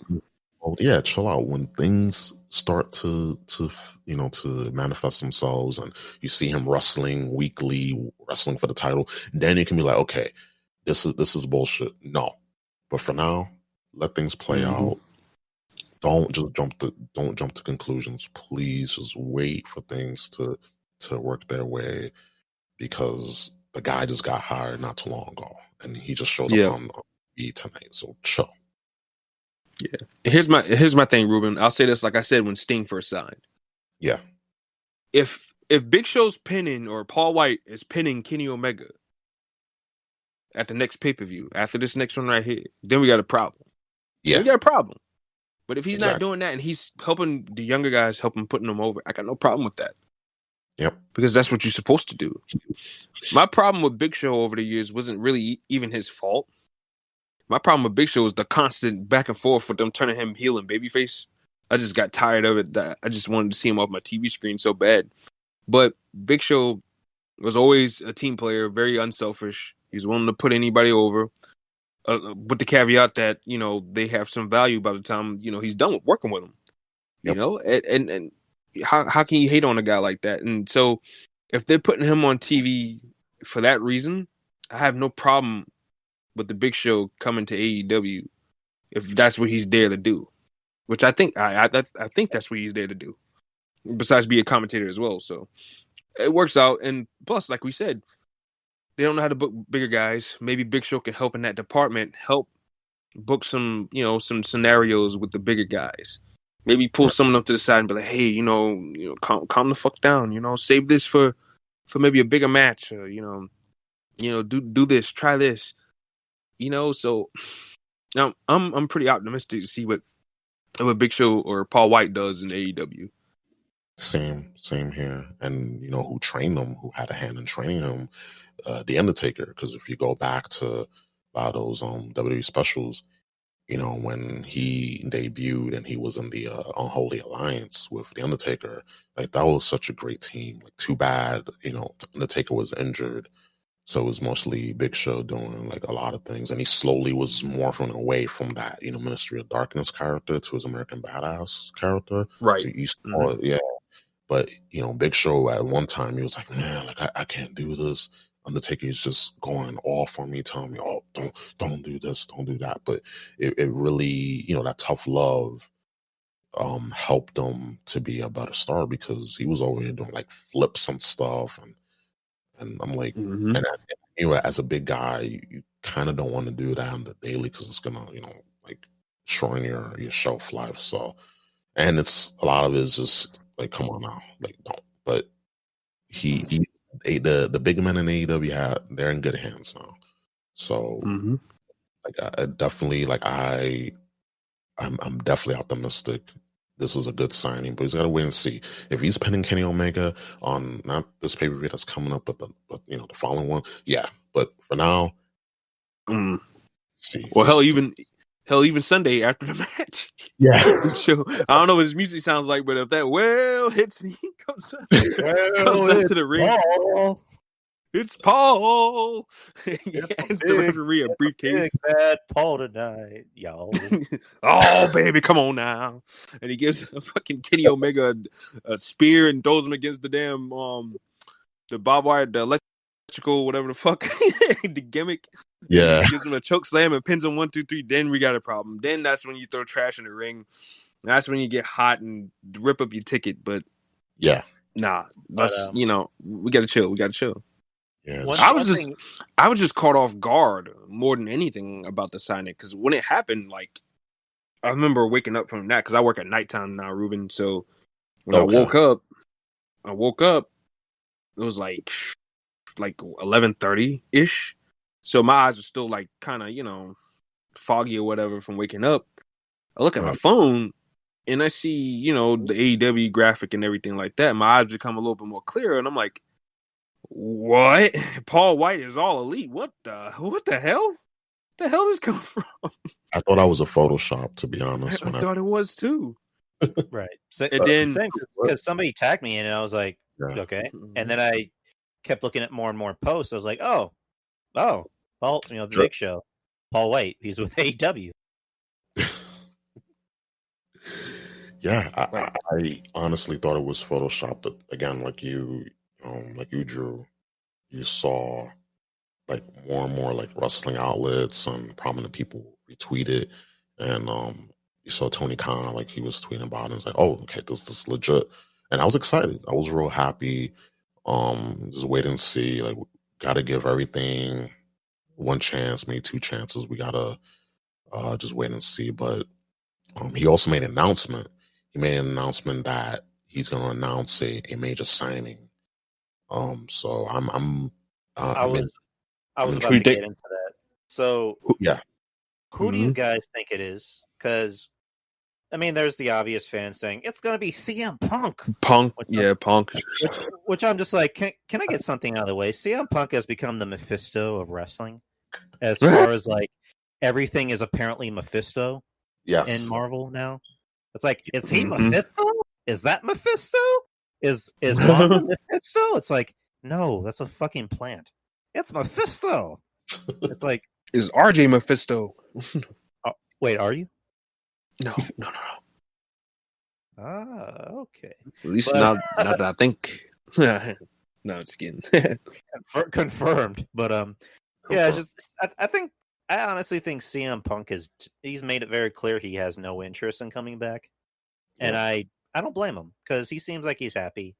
You know, he's married. He just wants to go do his own thing and not have to worry about wrestling, not have to deal with wrestling, and also, I mean, there's personally, I don't want to see him back.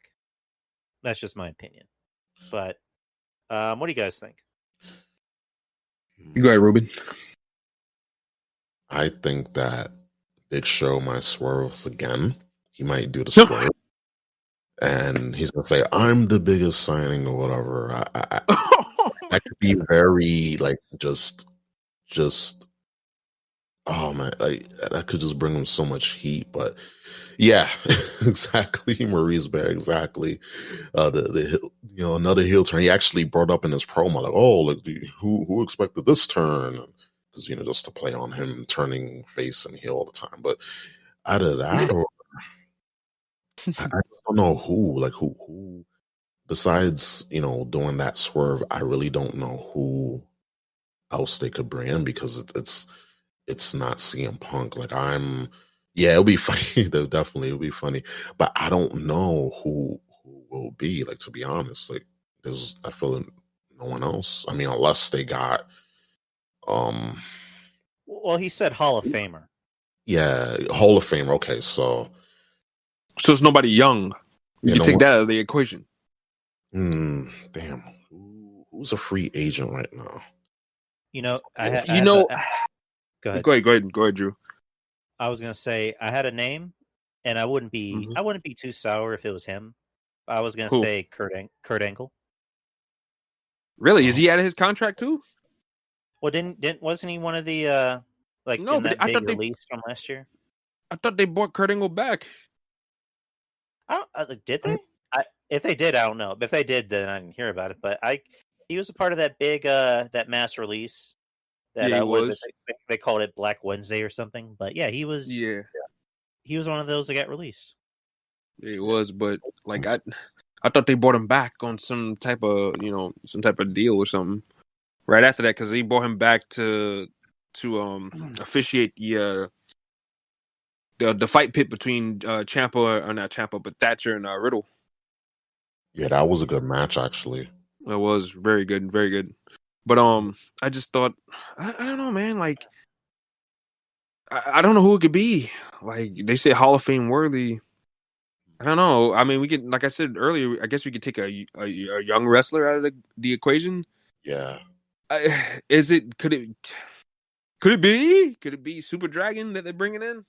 I know people don't know who that is unless you're, PWG fan, but Like, could it be Peter? Can it be Super Dragon or one of the Young Bucks friends? You know, them maybe hyping him up as Hall of Fame worthy or whatever. I don't know, because who could they go to at this point? Yeah, it just opens up a Hold on. can of worms, you know. Yeah, just I don't know. I don't know who it could be at this point. Who got released last year? That Hold on. was of any note. So he Let brought look Miro this in. Let me look this up. Hold on. Mm-hmm. Arrow. Oh man, It's not Mike Bennett.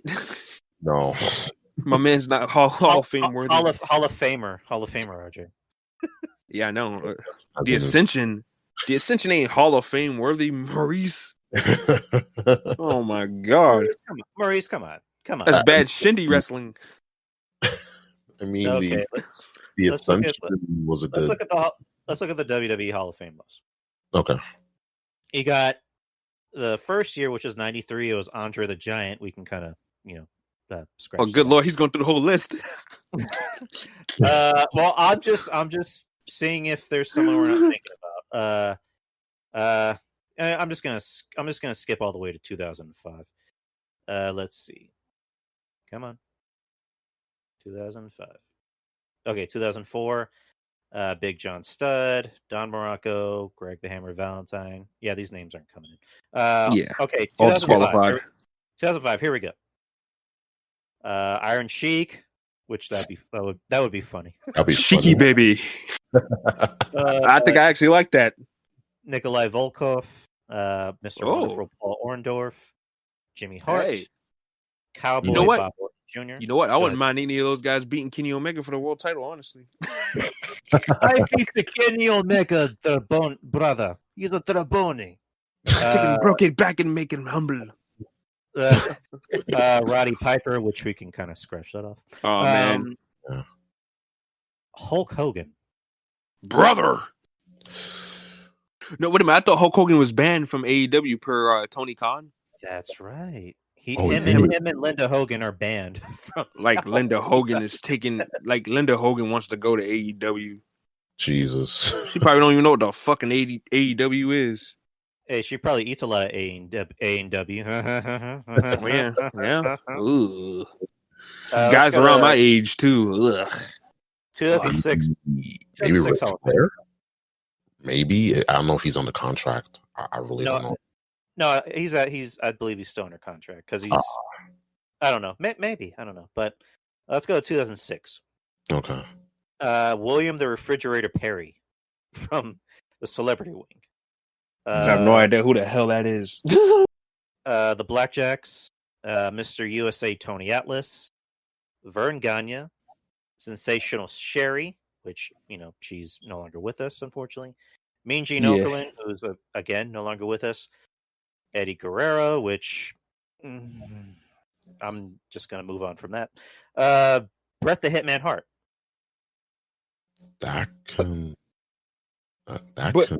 What is Bret gonna do though? He can be a coach. Yeah, but Bret seems very content with being home. Yeah. I just don't know if Bret wants to. Does Bret want to be in Florida?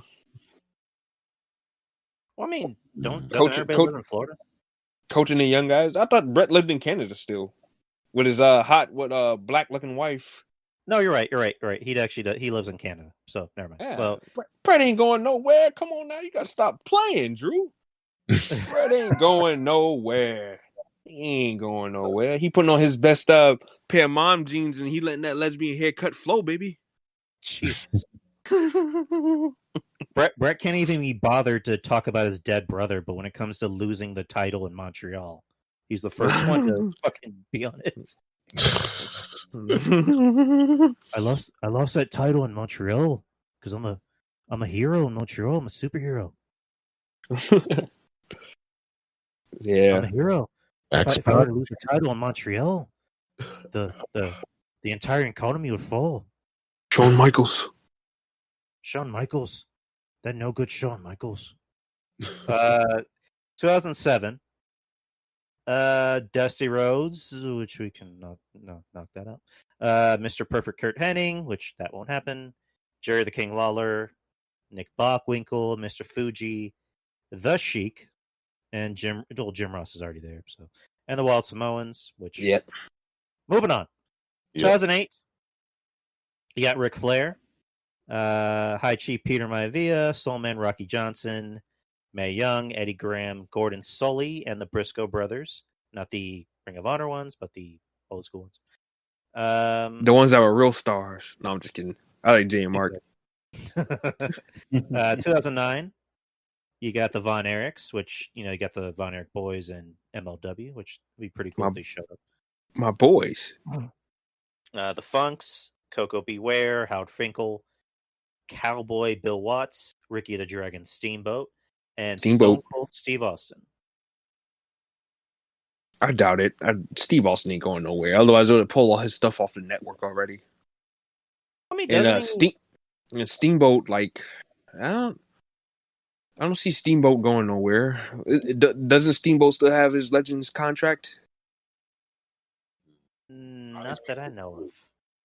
Oh, really? I don't know. I might be uneducated. Somebody can, in the chat can maybe fill me in, but I don't know. I really don't know. But 2010, which 2010 is kind of a light Hall of Fame class. You had Ted DiBiase, Antonio Inoki, Wendy Richter, Mad Dog, Vachon, Gorgeous George, Stu Hart, and Bob Uecker. Oh, there you have it. Antonio Inoki. There you go. It's confirmed. There you go. Kenny Omega. Am I just going through the whole list of Hall of Famers? Yeah, fuck it. Why not? 2011, you had Drew Carey. Oh, good lord. I love Drew Carey. Another lame Drew. Ugh. Hey. Let me tell you something, brother. had to throw in the Kevin Castleism in there. Hey, shout out to Kevin. You've been hanging out with Kevin too much. He's made you an animal, RJ. I learned from one of the best. Or one of the worst. Am I right? God damn it. Abdullah the Butcher, Sonny. Ooh, Sonny on AEW.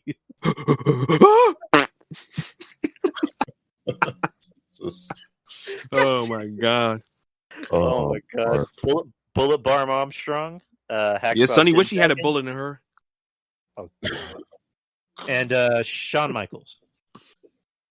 Yeah, Shawn Michaels is a WWE guy for life. Yeah, he's like of NXT. So no, that's If y'all think Shawn Michaels is gonna be hip hopping in his bald ass on down the AEW ramp on Sunday, I got another thing coming. Oh my god. Okay, 2012, you had Mike Tyson, which he already appeared on AEW. Four Horsemen. They already got Arn and Tully. And JJ. JJ, there you go. Yokozuna, Ron Simmons, Mil Mascaris, and Edge, which we can already cross that off. Yep. 2013, Donald Trump. Right. Booker T. Which he's still under contract because he does pre-show stuff. And I'm pretty sure if they wanted to, if it was Booker T, they would have not had Bad Bunny come out to that song. Yeah, WWE's petty like that, so I think we can go ahead and scratch Booker off the list. Exactly. Bruno Sammartino.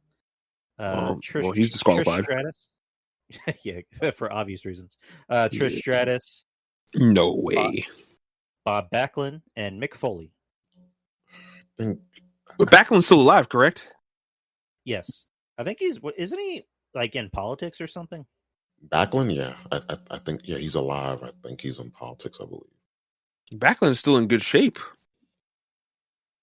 Yeah, he can still suplex people. Hey man, hey, if AEW bought Bob Backlund in and had him beat Kenny Omega for the belt. Oh my god!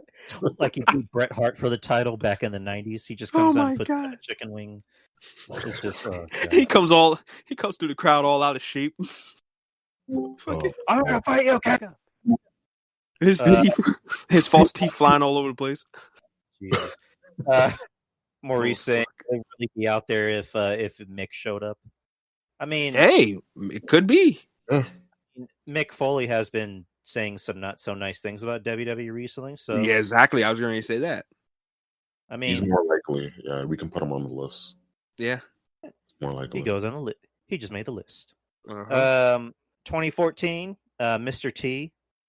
I pity the fool. Razor Ramon. Cancer, you know rare disease. Cancer, you a punk. I'm gonna get you. I'm gonna get you. Carlos Colon Sr., Paul Bearer. That's a no. Lita. Jake Roberts, which he's already in AEW, and Ultimate Warrior. So, moving on. Maybe Hall? Maybe Scott Hall? Maybe. I don't know. He's one of mine too, yeah. I mean, I guess. I mean, if it's a way that he can finagle and get his son in there, maybe kind of like, Taz brought, Hook along. Maybe if there's a deal in place to bring Cody Hall in, maybe it is Scott. Who knows? And remember Cody Hall, he was in the Bullet Club for a while too. Before he got injured. Yeah, he got injured. Yeah. That is true. And he just seemingly disappeared off the face of the earth too after that too. So yeah, I mean, could very well be. Could be. He made some dumb comments on Twitter the day that Stan Lee passed away because he said something like, "Am I the only one that doesn't read comic books?" It's just like, dude, shut the fuck up. Yeah, shut up. Hurricane Helms put him in his place, so good for Hurricane. Okay. Shane Helms, stand up dude. 2015. The winner of the Warrior Award, Connor the Crusher McKellick. Oh boy. Yeah, I guess we can go ahead and cross him off the list. God rest his soul. Do you think Triple H is still mad that he had to put him over? Damn it. I wanted to bury him myself. I can't get no return on my investment. God damn it. God damn it. I never got a chance to really bury him myself. Fuck you, Connor. I'm playing. It was only for a minute. It was only supposed to be a minute. He went into business for himself. I stepped on a banana peel. Stephanie. Good lord. Arnold about the game and how you play it. Arnold Schwarzenegger, who was a celebrity inductee. Who goes there? Get to the chopper now. Hey, that would be pretty dope if Arnold showed up in AEW. I'm not gonna lie. Man, he should be the world champion. I tell you that right now.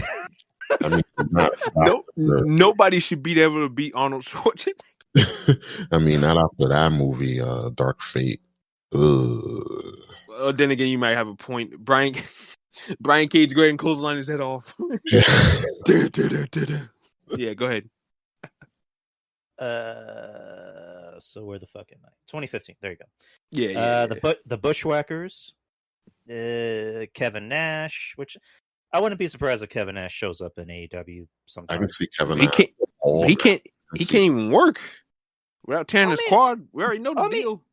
Well, I mean, he can kind of do what Big Show's doing and just be like a mentor to the big guys.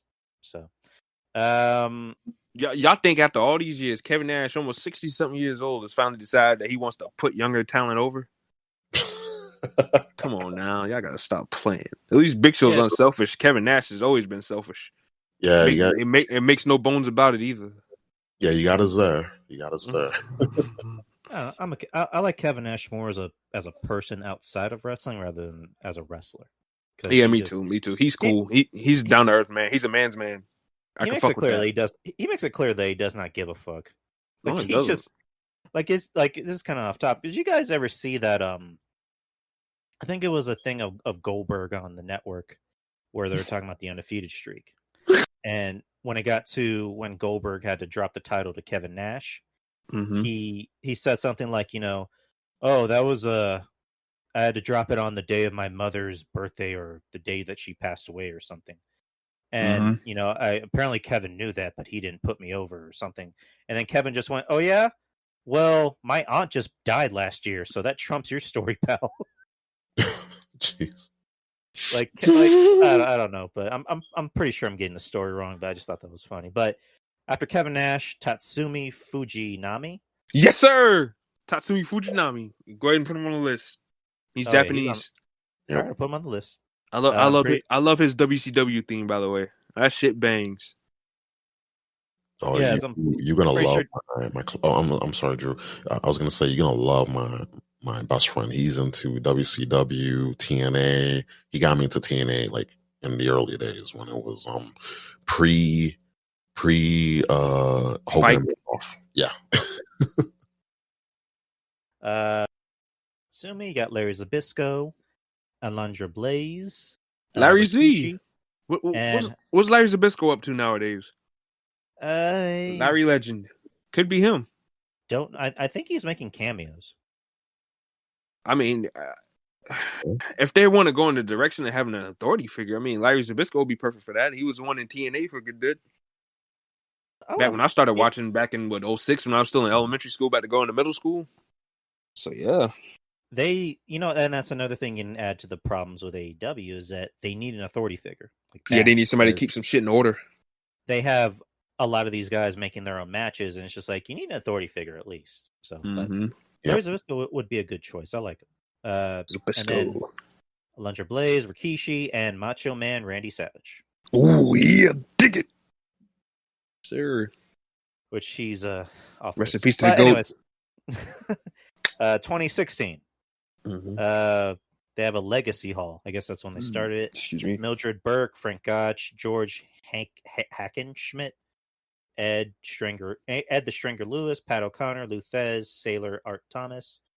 And then the Warrior Award went to somebody named Joan London. I have no clue who that is. Snoop Dogg, who already showed up on AEW. Yeah, he did, yeah. The Fabulous Freebirds, Stan Hansen, Jacqueline, the Big Boss Man, the Godfather, and Sting, who's already on AEW, so he's crossed off. Yes. Yep. 2017. You have the other legacy, I guess, a new Legacy Hall. I'm sorry. Martin the Farmer Burns, June Byers, Haystacks Calhoun, Judy Grable, Dr. Jerry Graham, Luther Lindsay, Toots Mont, Ricky Dozen, and Bearcat Wright. The Warrior Award that year went to Eric LeGrand. The Rock and Roll Express, who already showed up on AEW. Ravishing Rick Rude, Beth Phoenix, Diamond Dallas Page, who already showed up on AEW. Theodore Long, which I think Theodore Long will make a good authority figure in AEW because he loves tag matches. Holla, holla, holla. Yep. That could be the signing bonus. Okay, Teddy, you get this much money, get this much money. Hold on a minute, player. You need to add one more thing to my contract, player. There needs to be a tag team match. Okay, we can do that. And somebody needs to go one-on-one with the Undertaker. That won't happen. Hold on, Teddy. Teddy, we can't afford the Undertaker. Okay, player. I'll just do the tag matches, player. How many tag team matches? Oh, you can do them tag team match galore, Teddy. Oh, holla, holla, holla. Let me tell you something, player. Oh, Chris Jericho, player. You and MJF are gonna be in a tag team match with the Undertaker. Teddy, we don't have the Undertaker here. He doesn't work here. We can't afford it. I'll say what I want, player. I'm breaking this whole damn place.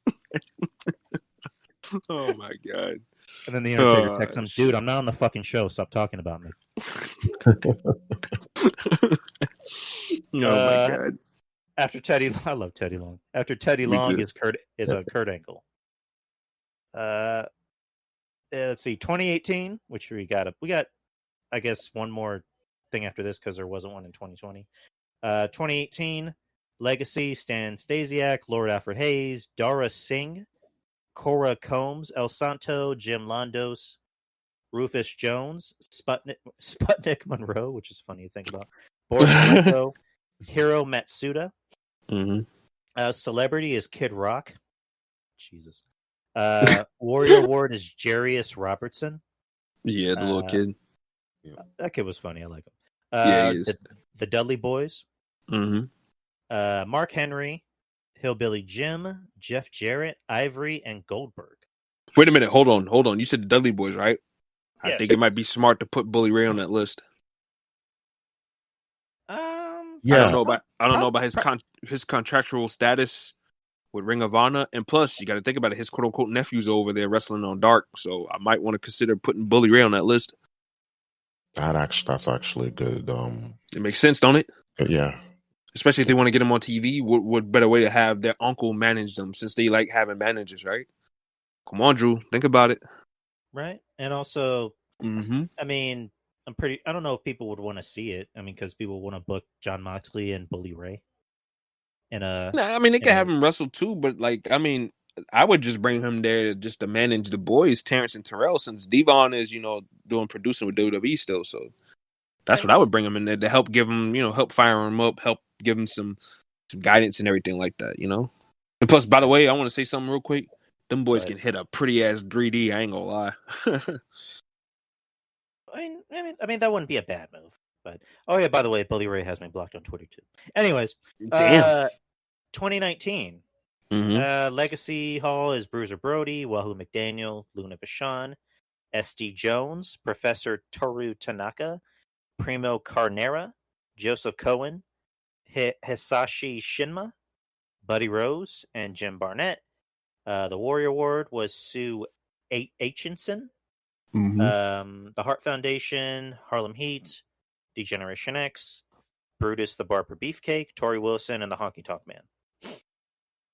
And then there's a list of to be inducted in 2021. The Bella Twins, NWO, Hogan, Nash, Scott Hall, and Sean Waltman, Jushin Thunder Liger. Liger. My boy. British Bulldog, JBL, and Batista. Yeah, Batista's totally going to AEW, right? JBL too. Yeah. Cody better not introduce him to his wife. I'll tell you that much. Who, Batista? Yeah, Batista would already be fucking Brandy right then and there, right in front of Cody. Oh yeah, for sure. And he's gonna look back at Cody and ask him what he's gonna do about it. He'll just be walking in. Brandy, Dave, close the fucking door, Cody. I'm sorry. See yourself out. Where were we? Oh, give me what I want. Give me what I want. Give it to me. Give it to me. Give me what I want. What'd you say? Huh? Cody? Do you think if people bring up Batista to Cody, Cody's like, I'm not taking that chance. No. Well, everybody's wife better be on lock. Everybody might want to be concerned to have their wives on lock, huh? What you call my man there? What's his name? The 14-year-old boy. What's his name? Kip Sabian. He might want to be concerned too. Oof, oh. Batista don't he don't discriminate. Oh. He'll just be going up to Penelope. Hello, Penelope. Nice to meet you. I'm Dave, and he's already freaking sucking. He's got his dick in his hand already. No, don't shake my hand. Shake the dick.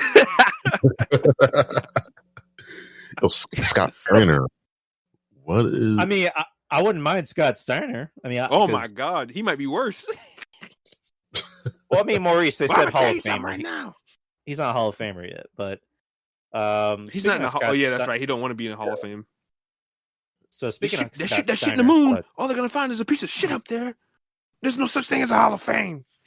I love Scott Steiner. Oh man! All you gotta do is separate your hips and put your ass out. A Big Papa make you pass out. Like, yo. So this man's got bars. I love Scott Steiner, man. This man's crazy. When I ride the pink pony, everybody knows that I busted. I said, damn. There you go, Scott. This man is, he's a national treasure. Like, I mean, shit, have him cutting promos on the young guys playing video games in the locker room. No, they're going to be done throw him out of the locker room. Y'all thought that promo he cut on them in TNA was bad? Got another thing coming. Oh man. Dude, if you think the stuff from TNA was just out there, watch the stuff from the Indian promotion, Rinka King. Oh yes, I've seen it. Rinka King. I don't know. Raging at the crowd. Yeah, he was just Crazy. going after the crowd. Like, I don't know if you watched this, Drew, but TNA, I think back in It was in 2011. 2011, they had a promotion. Yeah, they had a promotion in India called Rinka King, and I was like, yo, like, oh man, like they just put Sanjay Dutt, Magnus, which is Nick Aldis, Mm-hmm. and Scott Steiner together. In Abyss too. Yeah, and the best. They brought in the best, and guess Jeff what? Jarrett. Yeah, Jeff fucking Jarrett. They called them RDX. Yeah, just But I just random. call random dudes extreme. Yeah, Because those dudes have no correlation, like nothing. Like it was just three random dudes slapped together, and then you add Abyss and Jarrett to the mix, and it's even more random. yeah, it was very random, but the Scott Steiner stuff was just. I was mad that they didn't have Scott Steiner in more matches because he was just a monster. He was just going after people, going after the crowd, and they were okay with it. But when he came back from that, they fired him. That's why you didn't see him again. But Yeah, exactly. Yeah, because he went after Bischoff and Hogan. yeah, Oh my God, them tweets is funny as hell too. I remember that shit. yeah. I mean, the Your grammar was not- daughter's lying on her back all sweaty, Hogan. Oh damn. And then you just reading the tweets and you reading in his voice. Like that's the funnier part. Oh my God. I mean, we'll just forgive him for the bad grammar, but still, it's Scott. It's No. You don't forgive him for the bad. Scott, The physical phenomenon. We're not even gonna say anything to you about the grammar, Scott. No, hell no. Yeah. Say what you want. I'm taking Scott Steiner as I can get him, man. Shit, fuck that. Does Scott? How many Steiner fat have asses do they have? Do you know if Scott Steiner has cameo? I think he does. Doesn't he? I'm gonna buy one. I'm gonna have him call Drew a fat ass. Jesus Christ, RJ. I'm just kidding. RJ becoming a heel. What the fuck? To answer your question, Maurice, I mean, we saw Jay Cargill. We're talking about Penelope Ford. Penelope Ford. Yeah, nice. Hikaru Shida got a nice little rump on her too. Yeah. Oh, Nara Conti too. Oh, God. Yeah. Ivelisse. Oh, don't count that out. Ivelisse. Thunder Rosa. I don't know how you guys feel about Thunder Rosa. Oh yeah, she's up there. She's a San Antonio girl, so I got to give her props, and she looks good. She looks fantastic. As far as actual fat guys, I don't think they have any. I think Impact's got them all. Jericho. Oh, Jericho, the only fat guy. Scott Steiner cuts a promo on Jericho. Look, that gut used to be somebody, Jericho. Used to be somebody. Look at you. Your gut just hanging over your pants. Now, y'all remember when he went back to Impact a couple of years ago, and it was him and Matthews going at the Borash and Joseph Park. Whoa, Jeremy, God. You gained a lot of weight too. You got a fat ass. I was because they did that segment when I was on vacation in Myrtle Beach, and I was at that hotel resort just dying laughing on the floor. Just like, God damn it. You got a fat ass too. Oh my God. Whip your ass. Oh my God. Oh man. I'm telling you, if Steiner shows up at that pay-per-view, like that'd be, I know he's not in the Hall of Fame, but he's Hall of Fame worthy. He's a guy that should be in the Hall of Fame, but that's by his own volition, you know? Yeah, just promos, like looking back at his promos. His promos are Hall of Fame worthy alone. Yeah. Oh my God. If I hear those police sirens go off, I'm gonna mark out. Yeah, me too. You damn right. All I gotta say about it. But I've noticed we've gone this whole show and we've basically talked about AEW, which is a shocker. Yeah. Well, NXT was all right tonight. Nothing really special, but not anything bad either. It was just basic. It was basically a show to promote next week, which next week, Yeah, next week looks like it's gonna be interesting because you got Finn and Adam Cole for the title. And they got You Tony got Storm. Oh my god. Io and Tony, which that should be good. Yeah. Hey, Maurice, you talking about fat asses? Oh my Tony god. Storm. Yeah. That's not an ass. That's a cake. That's cake. Yeah. No, she got the whole bakery, son. Oh my god. Yeah. Oh yeah. And Tony's bakery. Regal. Yeah, whatever Regal was hyping up too, he has an announcement regarding the tag team titles. So maybe. Which, before we get into, I guess, predictions for the pay-per-view this Sunday, right? Like, what were your guys' thoughts about the whole, kind of, I guess, screw job with Adam Page Adam Pierce. Pierce. Adam Pierce coming in. Like, what was your thoughts about that?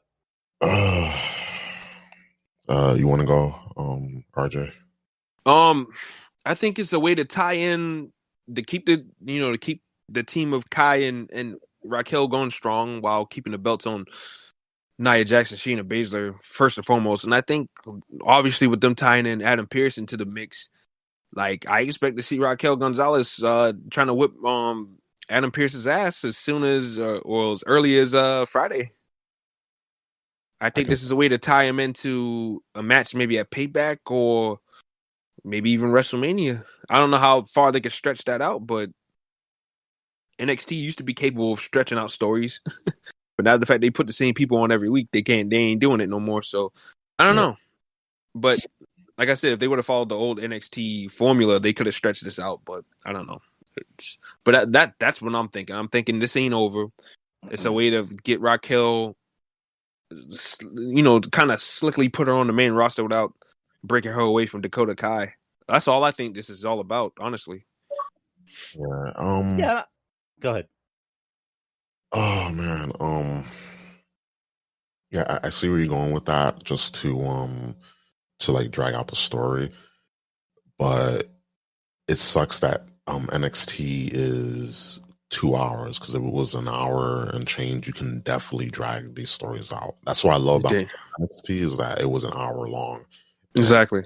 It mattered. Like, oh man, you get to see, back when Finn Balor was champ, you had him against, someone, and it meant something. You had champion, it meant something. The tag team titles, it meant something. Now it's like there's so much extra time that you just got to put, everything, like there isn't room to like stretch things out, even though you can, but it's just going to be more difficult. But I see what they can do. Maybe they're definitely gonna have Adam Pearce involved. I can see them, like, I hope they don't put Raquel and what's her name? Dakota. Dakota Kai. I hope they stay in NXT and they get the titles and they keep them in NXT, because I hope so too. Yeah, the women's division, it's garbage in the main roster. Like, you only have like. They have no teams. Why not have those girls come down to NXT and wrestle there for the tag team titles? Yeah. Why not have Lana and Naomi wrestle down there in NXT? Why not have the Ruby Riott and Sarah Logan? Like, why not bring them down there and have them wrestle for those belts? Like, why not? Just like they had the Lucha House Party, fighting the tag teams down here like recently. Like, why not do something like that? Yeah. That way you can give those guys some press. Give those girls press. Let them wrestle some nice matches down here with some of the NXT girls, and like, let's cross promotion at its finest. And you could be like, oh well, did you see Lana and Naomi have this bang up match with Xia Li and the evil creepy lady? You know what I'm saying? Like, or somebody else. Like, it's simple. It writes itself, and that's cross promotion. And when NXT was beating out AEW in the ratings, it was ironically because of the cross promotion between all three brands. Why not do that? They got to do that. They got to do more of that. Another thing I was gonna go. I'm sorry, AJ, but like what I was gonna say is like another thing that they might do is the announcement for next week is gonna be, like you said, it's gonna be a cross promotion. It's when Rico's gonna say you're from now on you're gonna see NXT superstars appearing on Raw and SmackDown as a way to bolster the ratings, kind of like kind of like when ECW was a brand, when it was Raw, SmackDown, ECW, and they they did had the ECW initiative yeah, on I mean, SmackDown. Yeah, and that was actually fun to watch. I'm not gonna lie. Yeah. yeah, This is what they could possibly do. They could have the NXT women's tag team division appear on both shows. If they're gonna be tag team champions, especially right. since there's only one set of women's tag team champs, and And also and just that's all they wishful, need. and also just for wishful thinking, just have NXT appear on both shows in general, like have Adam Cole appear on SmackDown, have Karrion Kross appear on Raw, which would be dope. But and also this is a nice way to segue. The rumor is that after WrestleMania, he's going to move to Tuesdays. Start on Tuesday after Mania, which that's something. I mean, I don't know how you guys feel about it. That's something I've always been, for is that the whole Wednesday Night War. It's kind of been dead for a while because WWE has made it very clear. Triple H has said that he has no interest in the whole Wednesday Night War thing. That he's all about improving NXT for NXT's sake, not to go after AEW. Yeah. Well, we can tell that. Yeah, he makes it very clear. He's all about improving NXT for NXT. So, but what do you guys think about the whole rumored move? It's if it's true, and I think it will come to pass. Like about goddamn time. Number one, because just having those two shows on the same night, I'm sorry, like both shows now can't draw 1 million viewers. Even with the PPRs, they can't draw like 1 million viewers. And I feel like if AEW had a chance to shine, I think there'll be more people watching and more people watching NXT, and it will take so much pressure off of a lot of the young talent in both shows. So that way they can have the spotlight for themselves, and as well as like, hey, people are like, you have Monday night, Lord help us, Tuesday, have Wednesday, and there's no wrestling on Thursdays, I believe. I mean, if NWA Power went to like NXT UK, NXT, and that's another story. Is NWA is coming back with Power, and their first pay per view is going to be on the same day as Fastlane. So, that's I actually might watch the NWA show, and then you have Friday Night SmackDown on of course Friday. Hey, Ruben, you forgot about Impact. Oh, yeah, on Tuesday nights, yeah. Impact. Even though forgot about Impact, my partner doesn't watch Impact, he hates it because of the ring. Yeah, I mean, I watched the few Impact shows. We took Kenny Omega. They had they had a few they had episodes where Kenny Omega showed up in an Impact, and I mean the women's division there, like it's stacked a lot. It's a lot better than what we see on AEW and on the main roster in WWE. Like I feel like it's stacked just like Tony Storm, man. Like you can't get no better. You can't get no better than that. You know what I'm saying? Yeah, and they had a great match last night between it was Deanna, Jordan Grace, and Kiera Hogan. They had a nice 3-way last night.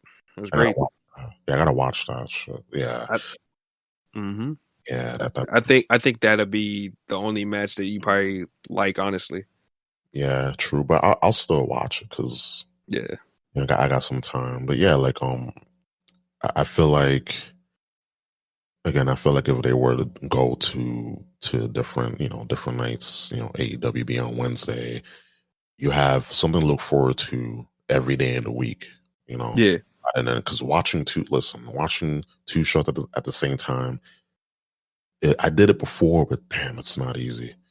Yeah, it's not. It's very nauseating. Can I address Maurice in the chat real quick? Yeah, because I saw it too. Yeah. Maurice, you want to know why the buzz have seemed to be lost on Impact? Because both sides have not really fully fully took advantage of this crossover deal. Like, who have they had in AEW that's like a big star that went over there so far to really wrestle like that? Besides Kenny Omega, like who have they promoted that's a big star from AEW that's coming over there to wrestle on Impact on a weekly Impact show? Yeah, Nobody. and the same thing with Impact. You don't see Moose appearing on AEW. You don't see Rich Swann. You don't see Diana Peraza, which that'd be pretty dope if she did. Well, AEW doesn't like their own women, which makes you think they're gonna use Impact's women. Like, you got a better chance of AEW women showing up on Impact than vice versa. Holy shit! Yeah.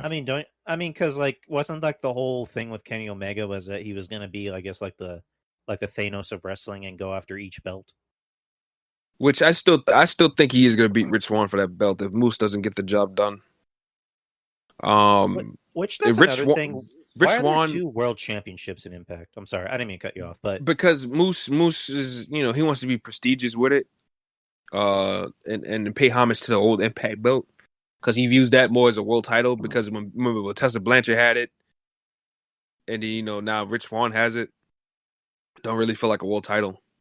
Yeah. I'm telling you, Drew. I don't know if I told you yet, but one of my friends, Angel, one of my best friends, Angel, she called me and we was on the phone. And I guess she must have saw a commercial for Impact, which is weird to me because I don't even see any Impact commercials at all. But she said that guy Rich Swann that was in WWE a couple of years ago, he's the TNA World Champion now. And I was like, yeah, he is. Crazy, right? And she was like, yeah, he doesn't even look like a world champion. Like, yep. As far as like I remember and wrestling and seeing world champions, like he does not look like a world champion at all. Yeah. I'd say you're right. He doesn't.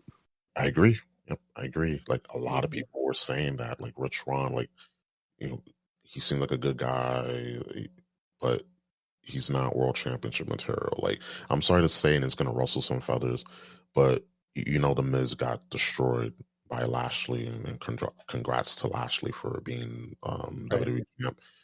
But Lashley, yeah, Leo Rush, man, I know he was happy as hell. But yeah, you see, even Lashley, could put Lashley. Like Lashley, he looks like a world champion. Damn right. Suits, expensive suits. Same thing with the Miz. Like, Miz, they booked him to be a chicken shit heel, running away. He has diarrhea, whatever. But you look at him, he dressed the part. He carries himself well. He carries himself well. Like, when he was Intercontinental champ, I was like, yo, this is the Miz I love. Him being in the card, upper mid card, defending that belt, making it prestigious. That's why I love. That's why I was upset how they did him on Monday night. Even though I wanted Lashley to win, yeah, he used to be like, "Yo, like, all right, just we'll do it. Like, yeah, do a little bit of the chicken shit, heel stuff, but not like 3 times over. But whatever, what done is done." But Rich Swann, as much as the guy, seems to be a nice guy, whatever, he's just not world championship material. Like, I'm sorry, he is not. Yeah. I think that's why people aren't caring about the product besides the women's division, because if you have a world champion like that, then no one's going to really put eyes on the product. Yo, Ruben, Jordan Grace's thigh is bigger than Rich Swann's body, bro. Yes. And when you take that into consideration, Jordan Grace should be the world champion. I'm sorry. I think so too. I mean, it's something that JD brought up. He said that the women's, I don't know if it was JD or another wrestling podcast, but they brought up the fact that the women's division looks better. Like, overall, the women's division looks better than the men's division. They're not lying.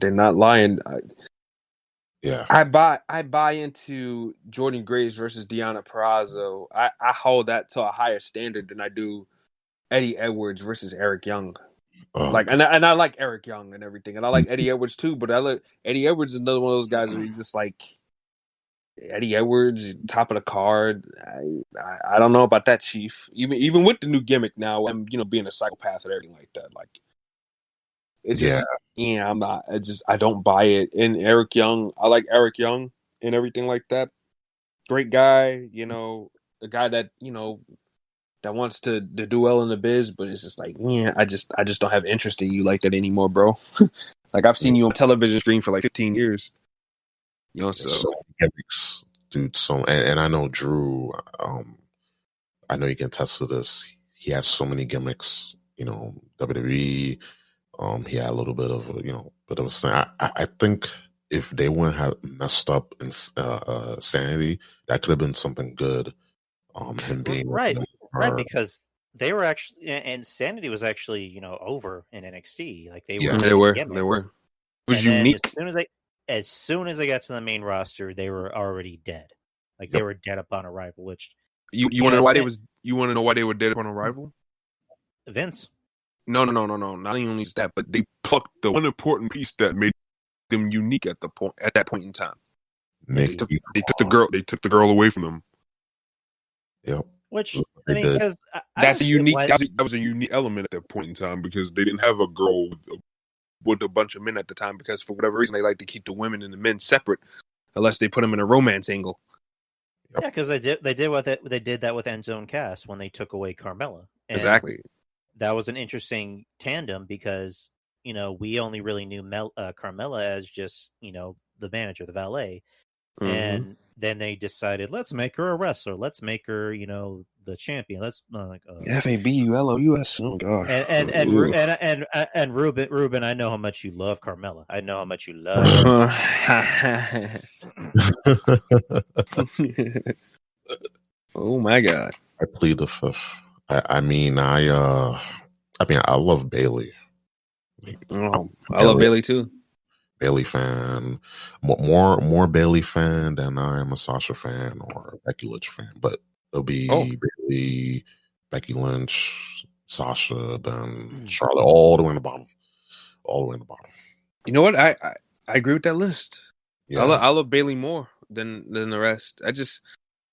Because Bailey has shown me the most growth between the four, and she's evolved. Whereas the other four, like Becky Lynch, she made a big leap in the gimmick too. But like as far as like in the ring as a performer, she didn't really evolve in that aspect. Yeah, and Sasha pretty much same old dance. Just a different hair color and a longer title reign. And Charlotte. Yeah, her tits are a little bit smaller now. Okay, congratulations. Charlotte actually looks better. She actually looks a lot better now. Because, she does, yeah. With the whole, her tits are getting bigger each and every week. Now she's, she got the reduction and she looks better. I gotta say that. And kind of piggyback off of Ruben. I'm a Bailey fan. I've always been a Bailey fan. I like her even more now. I liked her heel run. Yeah. I like how she's grown her character. The difference between her and the other horsewomen is that, she's had more growth than Sasha. That's what I just said 5 minutes ago, Drew. Yeah, and I'm agreeing with you. I'm piggybacking off what you said. Okay, this is kind of off topic. You ever seen Pootie Tang? Yeah. Yeah. The one scene where he's out there with the guy. And he's like, "Yeah, it's hot out here." Yeah, no, it's hot. I just said that. I just said it. I just fucking said that, Drew. God damn it. Becky is, I think, the bigger star. As far as star quality, she's the bigger star out of all the horsewomen. I agree. Bailey is the better in-ring wrestler. And, I agree with that. Charlotte is probably the best performer out of all of them. I agree with that, too. Sasha is, I think, maybe the weakest one, in my opinion. I think Sasha has more pop culture influence.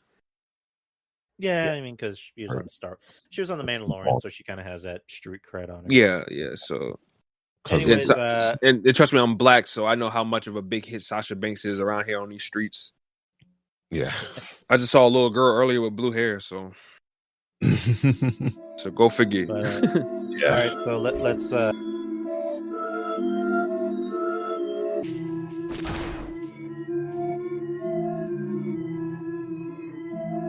The Drew Yari Show. It's Drew Yari. It's Drew Yari. The Drew Yari Show. It's Drew Yari. It's Drew Yari. The Drew Yari Show. It's Drew Yari. The Drew Yari Show. It's Drew Yari. The Drew Yari Show. It's Drew Yari. Yari.